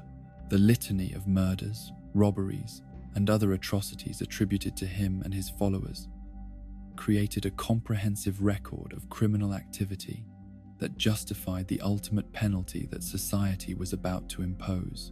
Colm's behavior during his final moments revealed both defiance and resignation, as he faced his death with the same amoral pragmatism that had characterized his approach to life and criminal enterprise. His silence in response to the formal charges reflected either dignity or indifference, though observers would debate the meaning of his demeanor for years to come. The mechanical precision with which the execution was carried out represented the triumph of civilized procedure over frontier vigilantism, demonstrating that legitimate authority could impose justice without descending to the level of brutality that had characterized criminal organizations like the O'Driscoll Boys. The swift and certain operation of the gallows mechanism ensured that Colm's death was both immediate and final. Sadie Adler's emotional reaction to witnessing Colm's death provided a moment of cathartic release that she had been seeking for months, as the sight of her husband's killer finally receiving justice allowed her to experience a sense of closure that had previously seemed impossible. Her declaration that he now knew how it felt to watch someone he loved die revealed the depth of personal satisfaction she derived from his suffering. The immediate aftermath of the execution was marked by scattered violence, as the O'Driscoll members who had infiltrated the crowd attempted to fight their way out of St. Denis, though their small numbers and poor coordination ensured that their resistance would be quickly overcome by the overwhelming law enforcement presence. The brief gunfight that erupted in the streets served as a final demonstration of the futility of opposing legitimate authority through violence. The symbolic significance of Colm's execution extended far beyond its immediate impact on the remnants of his criminal organization, as it represented a clear message to other outlaw leaders that the era of operating with impunity was coming to an end. The coordinated law enforcement effort that had led to his capture and execution demonstrated new levels of cooperation between federal, state, and local authorities that made traditional criminal methods increasingly obsolete. The psychological impact of witnessing their leader's death on the remaining O'Driscoll members was profound and immediate, as the man who had seemed invincible despite his obvious flaws was revealed to be as mortal as any of his victims. The collapse of the rescue attempt that many had viewed as their final hope created a sense of despair and abandonment that would accelerate the organization's final disintegration. Dutch van der Linde's satisfaction at learning of Colm's death was complicated by his understanding that the execution also represented a warning about the eventual fate that awaited all outlaw leaders who refused to adapt to changing circumstances. The blood feud that had consumed so much of his energy and claimed so many lives was finally over, but the victory felt hollow, given the cost that both organizations had paid for their mutual hatred. The celebration that followed news of the execution was muted within the van der Linde gang, as even those members who had suffered personally at the hands of the O'Driscoll boys understood that Colm's death marked not just the end of their enemy, but also a harbinger of their own organization's eventual fate. The same forces that had brought down the O'Driscoll boys were already being turned against them with increasing effectiveness. Arthur Morgan's reflections on the execution and its aftermath revealed his growing understanding of the cyclical nature of frontier violence, and the way in which the pursuit of justice could become indistinguishable from the pursuit of revenge. His observation that both sides had been motivated by hatred rather than principle suggested a level of moral awareness that was increasingly uncommon among his criminal associates. The immediate dispersion of O'Driscoll members following their leader's execution created a temporary power vacuum in several territories where the gang had previously maintained influence, though this vacuum was quickly filled by other criminal organizations or by expanded law enforcement presence. The brief period of reduced criminal activity that followed Colm's death provided communities throughout the region with a respite from the violence that had plagued them for so many years. The final irony of Colm O'Driscoll's death was that it occurred at a time when his organization had already been effectively destroyed by internal weaknesses and external pressure, making his execution more symbolic than practically necessary. The man who died on the St. Denis gallows was already a leader without followers, a general without an army, reduced to the same level of powerlessness as the countless victims who had suffered at his hands during his long criminal career. The lessons embedded in Colm's rise and fall would be studied by law enforcement officials and criminal organizations alike, though the individuals most directly affected by his death were too consumed with their own immediate concerns to appreciate the broader historical significance of the moment. The end of the O'Driscoll boys marked not just the conclusion of one criminal enterprise, but the beginning of a new era in the relationship between law and order in the American West. The stage was now set for the final chapters in the story of frontier outlawry, as the remaining criminal organizations struggled to adapt to a world where traditional methods were becoming increasingly ineffective against modern law enforcement techniques. The death of Colm O'Driscoll served as both warning and inspiration, demonstrating that even the most successful criminal leaders were ultimately vulnerable to the inexorable advance of civilization and the rule of law. The autumn of 1900 found the remnants of the O'Driscoll boys scattered like leaves before a bitter wind, their once mighty organization reduced to a handful of desperate survivors who clung to the shadows of their former territory with the tenacity of men who had nowhere else to go. The execution of their leader in Saint Denis had shattered whatever illusions they might have maintained about their invincibility, leaving them to face the harsh reality that their criminal empire had crumbled beyond any possibility of restoration. Hanging Dog Ranch, nestled in the rugged hills of West Elizabeth, had become the final refuge for these last holdouts of Colm O'Driscoll's legacy. The sprawling property, with its collection of weathered buildings and defensive positions carved from the natural landscape, represented both sanctuary and prison for men who understood that capture would mean certain death, but could not bring themselves to abandon the only life they had ever known. The ranch itself bore the scars of years of criminal occupation, its original structures modified with the kind of crude but effective fortifications that desperate men create when they understand that enemies might appear at any moment. Windows had been boarded up and converted into firing positions, while the main buildings had been connected by covered walkways that would allow defenders to move between positions without exposing themselves to sniper fire. The men who had gathered at this remote stronghold represented the hardest core of O'Driscoll membership, those whose crimes were so heinous and whose reputations so thoroughly blackened that surrender was never a realistic option. These were not the opportunistic criminals who had joined the gang for easy money and quick profits, but rather the true believers who had embraced Colm's philosophy of violence and brutality as a way of life.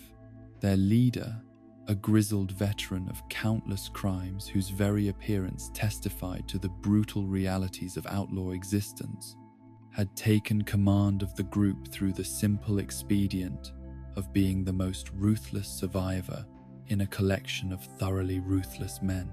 His authority was based not on charisma or strategic brilliance, but on the fundamental understanding that someone had to make decisions if the group was to have any hope of survival. The psychological state of these final O'Driscoll holdouts was precarious in the extreme, as they struggled to maintain their sense of identity and purpose in the face of overwhelming evidence that their cause was hopeless. The news of Colm's execution had reached them through the frontier's informal communication networks, stripping away whatever hope they might have harbored that their leader would somehow escape justice once again. The realization that they were truly alone in their struggle against the forces arrayed against them had different effects on different members of the group, with some retreating into fatalistic acceptance of their fate, while others burned with desperate fury at the injustices they believed they had suffered. The absence of Colm's organizing presence meant that these conflicting emotions could not be channeled into coherent action, leaving the group vulnerable to the kind of internal discord that had always threatened criminal organizations held together by fear rather than genuine loyalty. Sadie Adler's determination to complete what she viewed as her sacred mission of vengeance had only intensified following Colm's execution, as she understood that true justice required not just the death of the gang's leader, but the elimination of every person who had participated in the crimes that had destroyed her life. Her transformation from grieving widow to relentless hunter was now complete, though the psychological cost of that transformation remained hidden beneath a surface of grim determination. The months that had passed since her husband's murder had honed Sadie's skills as a gunfighter to a level that impressed even hardened outlaws who had spent their entire lives perfecting the arts of violence. Her natural aptitude for combat, combined with her absolute dedication to her cause, had created a formidable opponent whose motivation exceeded that of professional killers who fought merely for money or reputation. Arthur Morgan's reluctant agreement to accompany Sadie on what both understood would likely be a suicide mission reflected his recognition that she would attempt the assault with or without his assistance, and that her chances of survival would be marginally better with support from someone who possessed his tactical knowledge and combat experience. His own declining health made the prospect of death in battle less terrifying than it might once have been, though his motivation remained centered on protecting someone he had come to view as both friend and fellow victim of O'Driscoll cruelty. The planning for the assault on Hanging Dog Ranch was necessarily limited by the resources available to the attackers and the intelligence they could gather about their targets. Unlike the elaborate schemes that had characterized some of the Van der Linde gang's more successful operations, this would be a straightforward application of superior skill and determination against numerically superior but less motivated opponents. The approach to the ranch was conducted with the stealth that years of outlaw life had made second nature to both Arthur and Sadie, as they used the natural terrain and pre-dawn darkness to position themselves for maximum tactical advantage. The defensive preparations that the O'Driscoll holdouts had implemented were impressive by frontier standards, but they were designed to repel the kind of massed assault that law enforcement agencies might mount rather than the surgical strike that two skilled individuals could deliver. The psychological impact of the attackers' sudden appearance was immediately apparent in the panicked responses of the O'Driscoll defenders, who had grown complacent during their months of isolation and were unprepared for the swift and coordinated assault that suddenly erupted around their sanctuary. The years of constant vigilance that criminal life demanded had taken their toll on men whose nerves were already frayed by recent defeats and the constant fear of capture. Sadie's performance during the battle revealed the full extent of her transformation into an instrument of vengeance, as she moved through the ranch buildings with the methodical precision of someone who had rehearsed this moment countless times in her imagination. Every shot she fired was aimed with deadly accuracy, every movement calculated to maximize the psychological impact on her enemies, while minimizing her own exposure to return fire. The tactical coordination between Arthur and Sadie demonstrated the effectiveness that could be achieved when skilled fighters operated with complete trust in each other's abilities and absolute commitment to their shared objectives. Their movements complemented each other perfectly, creating overlapping fields of fire that prevented the defenders from mounting any coherent resistance, while systematically eliminating pockets of opposition throughout the ranch complex. The individual O'Driscoll members who faced this assault found themselves confronted not just with superior firepower, but with opponents whose motivation transcended anything they had previously encountered. The casual brutality that had served them well against innocent civilians and demoralized lawmen proved inadequate against enemies who fought with the focused intensity of people seeking to settle personal scores that went far beyond mere criminal rivalry. The desperation that drove the final O'Driscoll holdouts to continue fighting long after rational calculation would have counseled surrender reflected their understanding that capture would inevitably lead to execution, either through legal proceedings or through the more immediate justice that their crimes had earned them. These were men who had burned their bridges so thoroughly that death in battle represented their most honorable possible fate. Arthur's tactical brilliance was evident in the way he systematically eliminated defensive positions while creating opportunities for Sadie to advance through the ranch buildings, his movements revealing the accumulated wisdom of decades spent in similar situations. Despite his declining physical condition, his combat instincts remained as sharp as ever, allowing him to anticipate enemy movements and counter their defensive strategies with devastating effectiveness. The ranch buildings themselves became a labyrinth of violence as the battle moved from structure to structure, with each room potentially containing enemies who had barricaded themselves in preparation for a final stand. The close-quarters combat that characterized much of the fighting revealed the individual skills that had made both Arthur and Sadie legendary among their associates, as they adapted to rapidly changing circumstances with the fluidity of natural fighters. The psychological toll that the battle took on both attackers was evident in their increasingly grim expressions as they worked their way through the ranch, each dead O'Driscoll member representing both a step closer to their ultimate objective and another burden added to consciences already heavy with the weight of previous violence. The satisfaction of achieving justice was tempered by the recognition that such justice came at a cost that could never be fully calculated. The climactic confrontation with the final O'Driscoll leader took place in the ranch's main building, where the last survivor of Colm's inner circle had made his final stand among the remnants of his criminal empire.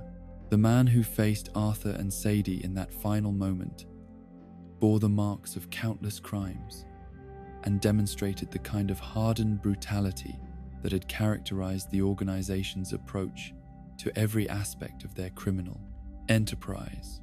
The battle's conclusion came with a swiftness that belied the months of planning and preparation that had led to this moment, as superior skill and unwavering determination triumphed over desperate courage and defensive advantage. The death of the final O'Driscoll leader marked not just the end of a criminal organization, but the completion of a cycle of violence that had consumed countless lives over more than 2 decades. Sadie's emotional response to the completion of her mission revealed the complex mixture of satisfaction and emptiness that often accompanies the achievement of long-sought revenge. The moment she had dreamed of for so many months had finally arrived, but the reality of total victory brought with it questions about what purpose would now drive her existence and what meaning her life could have beyond the pursuit of vengeance. The discovery of her husband's personal effects among the belongings that the O'Driscoll members had kept as trophies of their crimes provided Sadie with a tangible connection to the life she had lost and the innocence that had been destroyed by her enemy's actions. The simple items that had once been part of her daily domestic routine now carried the weight of profound loss and irreplaceable memory. Arthur's quiet support during Sadie's moment of emotional reckoning reflected his understanding of the psychological complexities that accompanied the completion of such a deeply personal mission. His own experiences with loss and revenge had taught him that victory in such matters rarely brought the peace that those who pursued it hoped to find, but he also understood that some battles had to be fought regardless of their ultimate cost. The aftermath of the Hanging Dog Ranch assault revealed the complete elimination of the O'Driscoll boys as an active criminal organization, with the death of their final holdouts marking the end of an era in frontier crime. The gang that had once commanded territory across multiple states and inspired fear throughout the American West had been reduced to nothing more than a collection of individual corpses scattered across a remote ranch in the hills of West Elizabeth.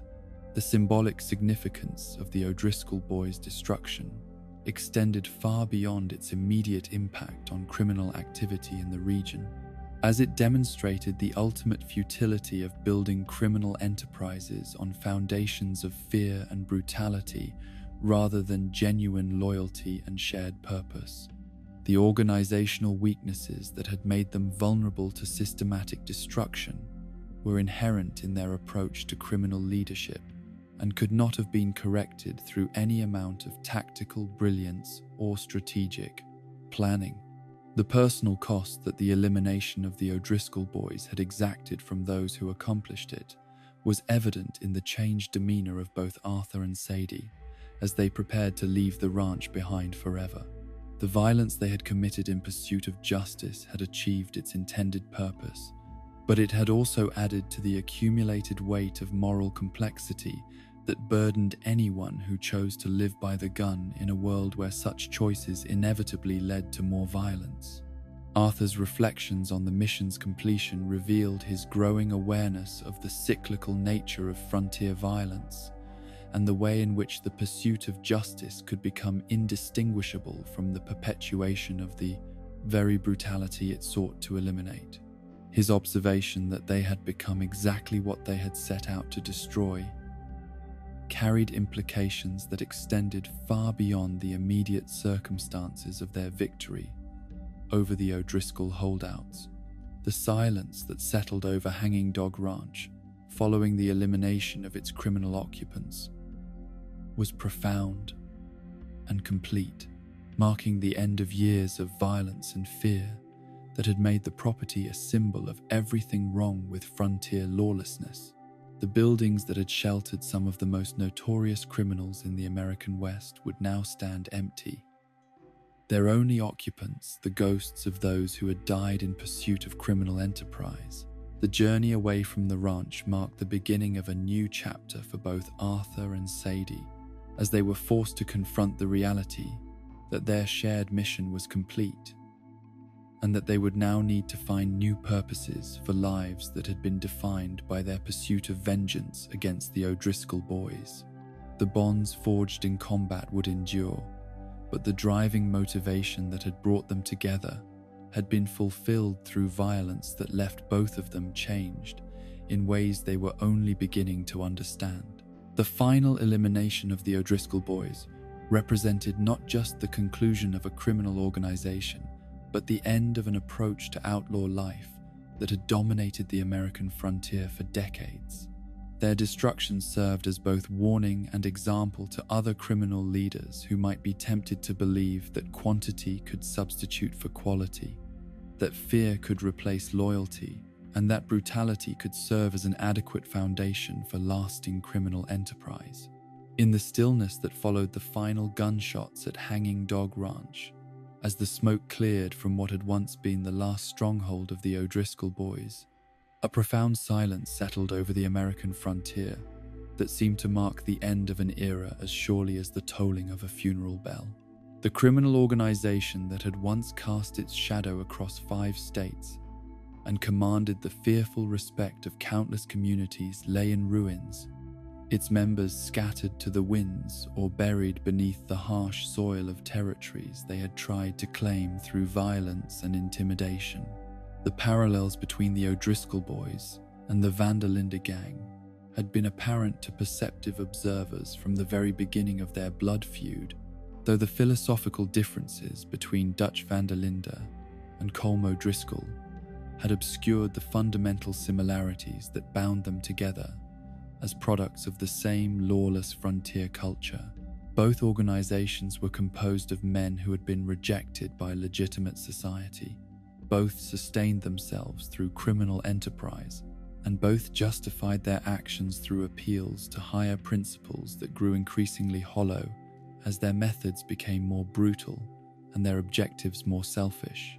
Kieran Duffy's prescient observations about these similarities had been dismissed by members of the Van der Linde gang as the confused ramblings of someone who lacked the intellectual capacity to understand the moral distinctions that separated honorable outlaws from common criminals. Yet his outsider's perspective had allowed him to see truths that insiders preferred to ignore, recognizing that the differences between the two organizations were matters of degree rather than fundamental philosophy.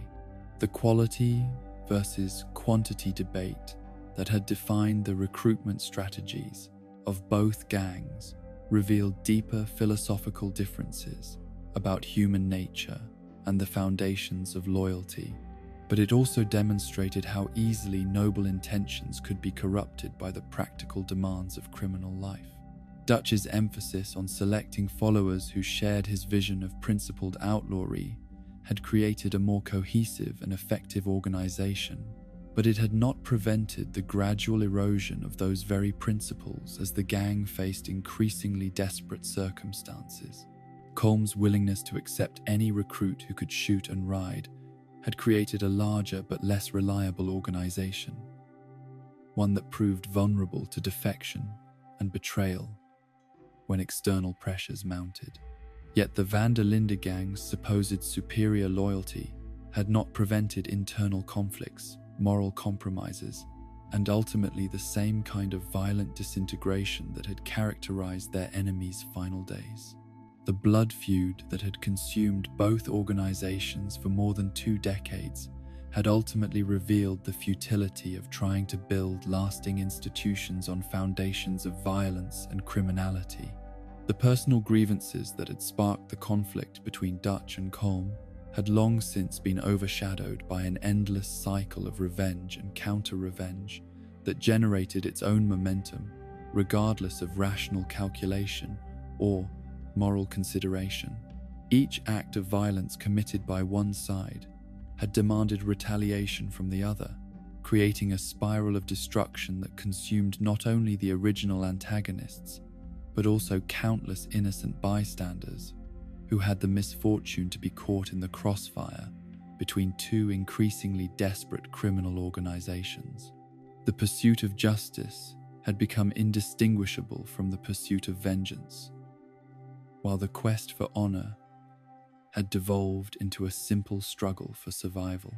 The transformation of victims into agents of vengeance represented one of the most tragic aspects of the entire bloody saga, as people like Sadie Adler discovered that the pursuit of justice could exact costs that were almost as devastating as the original crimes they sought to punish. Her evolution from innocent homesteader to ruthless killer demonstrated how exposure to extreme violence could fundamentally alter a person's character and worldview, turning victims into perpetrators and ensuring that cycles of violence would continue long after their original causes had been forgotten. The psychological mechanisms that drove such transformations were complex and deeply personal, involving not just grief and rage, but also the gradual erosion of moral boundaries that occurred when people were forced to choose between justice and survival. Sadie's adoption of the same brutal methods employed by her enemies represented both a practical necessity and a moral compromise that would haunt her for the rest of her life. The cyclical nature of frontier violence was perhaps most clearly illustrated in the way that each generation of criminals seemed to repeat the mistakes of their predecessors, failing to learn from the destruction that had befallen earlier organizations, and instead believing that their particular combination of skills and circumstances would somehow allow them to succeed where others had failed. The O'Driscoll boys had risen from the ashes of earlier criminal enterprises, just as new gangs would eventually emerge from the ruins they left behind. This pattern reflected deeper truths about human nature and the conditions that foster criminal behavior, as the same social and economic forces that had created opportunities for the O'Driscoll boys and Van der Linde gang continued to operate long after both organizations had been destroyed.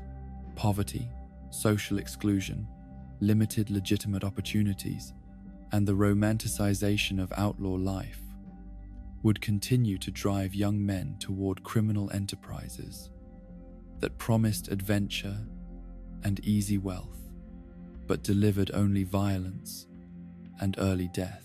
The role of fear as an organizing principle within criminal organizations proved to be both a strength and a fatal weakness, as demonstrated by the contrasting fates of the 2 gangs. The O'Driscoll boys' reliance on intimidation to maintain loyalty had allowed them to grow rapidly, but had also made them vulnerable to defection when circumstances changed. The Van der Linde gang's emphasis on genuine relationships had created stronger bonds, but had also made them more vulnerable to the kind of moral corruption that occurred when those relationships were tested by increasingly desperate circumstances. The geographic scope of O'Driscoll operations had been both impressive and ultimately self-defeating, as their attempt to control territory across multiple states had stretched their resources thin while making coordination difficult and security impossible to maintain. The decentralized structure that had allowed them to survive law enforcement pressure had also prevented effective leadership and strategic planning, leaving individual cells vulnerable to defeat in detail by better organized enemies. Numbers had indeed provided the O'Driscoll boys with certain tactical advantages, allowing them to overwhelm smaller forces and intimidate communities that might have resisted a lesser threat.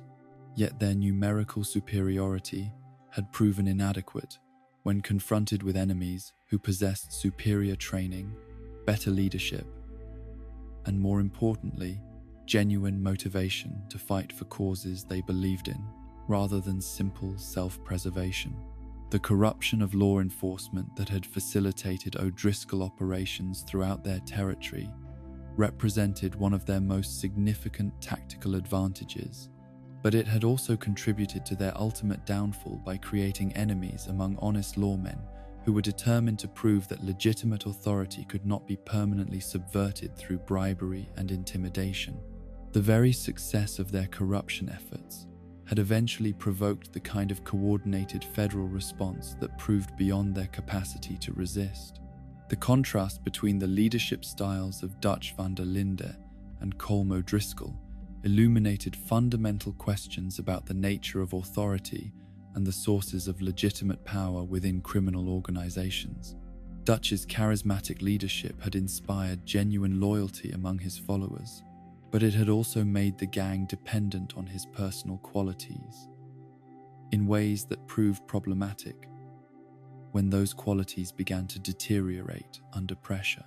Colm's more pragmatic approach to leadership had created a less inspiring but potentially more sustainable organization, one that might have survived the loss of its founder if it had been built on stronger foundations than simple fear and mutual self-interest. Yet his increasing absence from dangerous operations had undermined whatever respect he might once have commanded, revealing him to be a coward who was willing to sacrifice his followers for objectives he was not prepared to pursue personally. The ultimate futility of revenge as a guiding principle for human action was demonstrated most clearly in the empty satisfaction that accompanied the destruction of both criminal organizations. Sadie Adler's long-sought vengeance against the O'Driscoll boys had been achieved through methods that transformed her into something very similar to the enemies she had sought to destroy, while the elimination of Colm's gang had not restored the lives that had been lost or undone the suffering that had been inflicted. The pursuit of justice through violence had proven to be a double-edged sword that wounded those who wielded it almost as severely as those against whom it was directed. The moral clarity that had seemed to justify extreme measures at the beginning of the conflict had been gradually eroded by the practical demands of fighting an enemy who recognized no limits on acceptable behavior. The changing nature of the American frontier during the final years of the 19th century had created conditions that made traditional outlaw enterprises increasingly difficult to sustain, as improved communication, transportation, and law enforcement coordination eliminated many of the advantages that had previously allowed criminal organizations to operate with relative impunity. The same forces of modernization that were transforming legitimate society were also making criminal life more dangerous and less profitable. The romanticization of outlaw life that pervaded popular culture had created unrealistic expectations among young men who were drawn to criminal careers without fully understanding the harsh realities of violence, constant danger, and early death that characterized such choices. The gap between fictional portrayals of honorable bandits and the brutal reality of actual criminal organizations had contributed to the recruitment of individuals who were unprepared for the moral compromises that outlaw life demanded. The legacy of the O'Driscoll boys would endure not in the form of any lasting institution or positive contribution to society, but rather as a cautionary tale about the ultimate consequences of choosing violence and intimidation as solutions to social and economic problems. Their story served as a reminder that criminal enterprises built on foundations of brutality and fear inevitably collapse under the weight of their own contradictions, destroying not only their enemies, but also those who profit from their activities. The broader implications of their rise and fall extended far beyond the immediate participants in their violent saga, offering insights into the social conditions that foster criminal behavior and the institutional responses that prove most effective in combating organized crime. The failure of local law enforcement to deal with the O'Driscoll threat had demonstrated the need for federal coordination and resources, while the success of eventually bringing them to justice had validated the principle that no criminal organization could permanently evade legitimate authority. The human cost of the conflict between the O'Driscoll boys and Van der Linde gang could never be fully calculated, as it included not only the immediate victims of violence, but also the families and communities that were destroyed by the spreading circles of revenge and counter-revenge that characterized their blood feud. The children who grew up without fathers, the widows who struggled to survive without providers, and the communities that lived in fear represented the true price of criminal enterprise, conducted without regard for innocent life.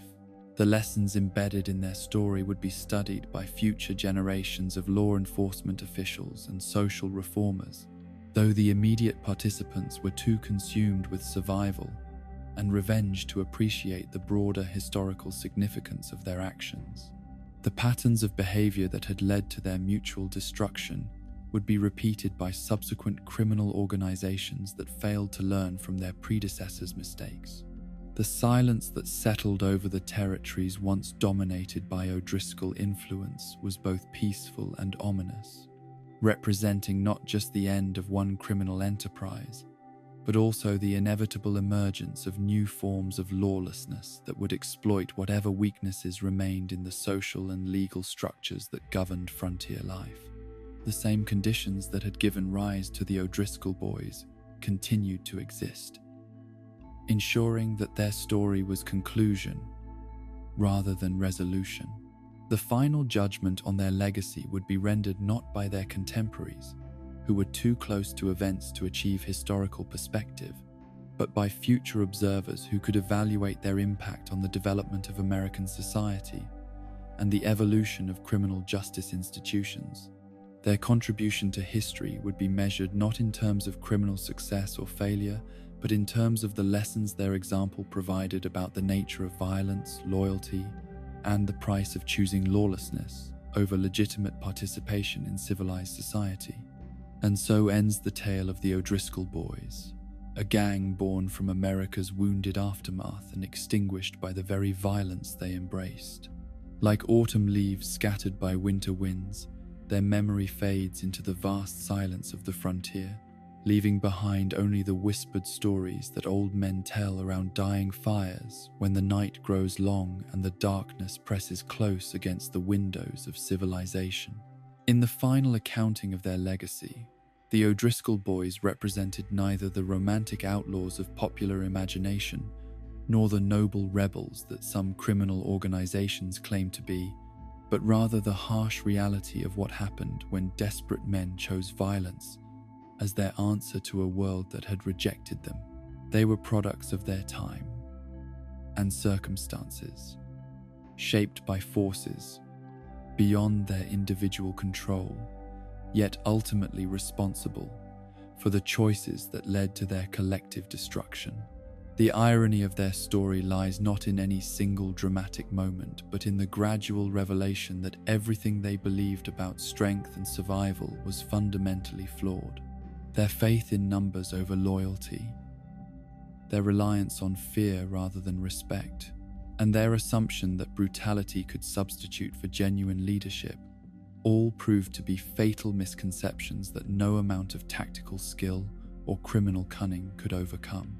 Colm O'Driscoll himself had embodied these contradictions most completely, building an empire on principles that virtually guaranteed its eventual collapse, while remaining blind to the weaknesses that more perceptive observers could see from the very beginning.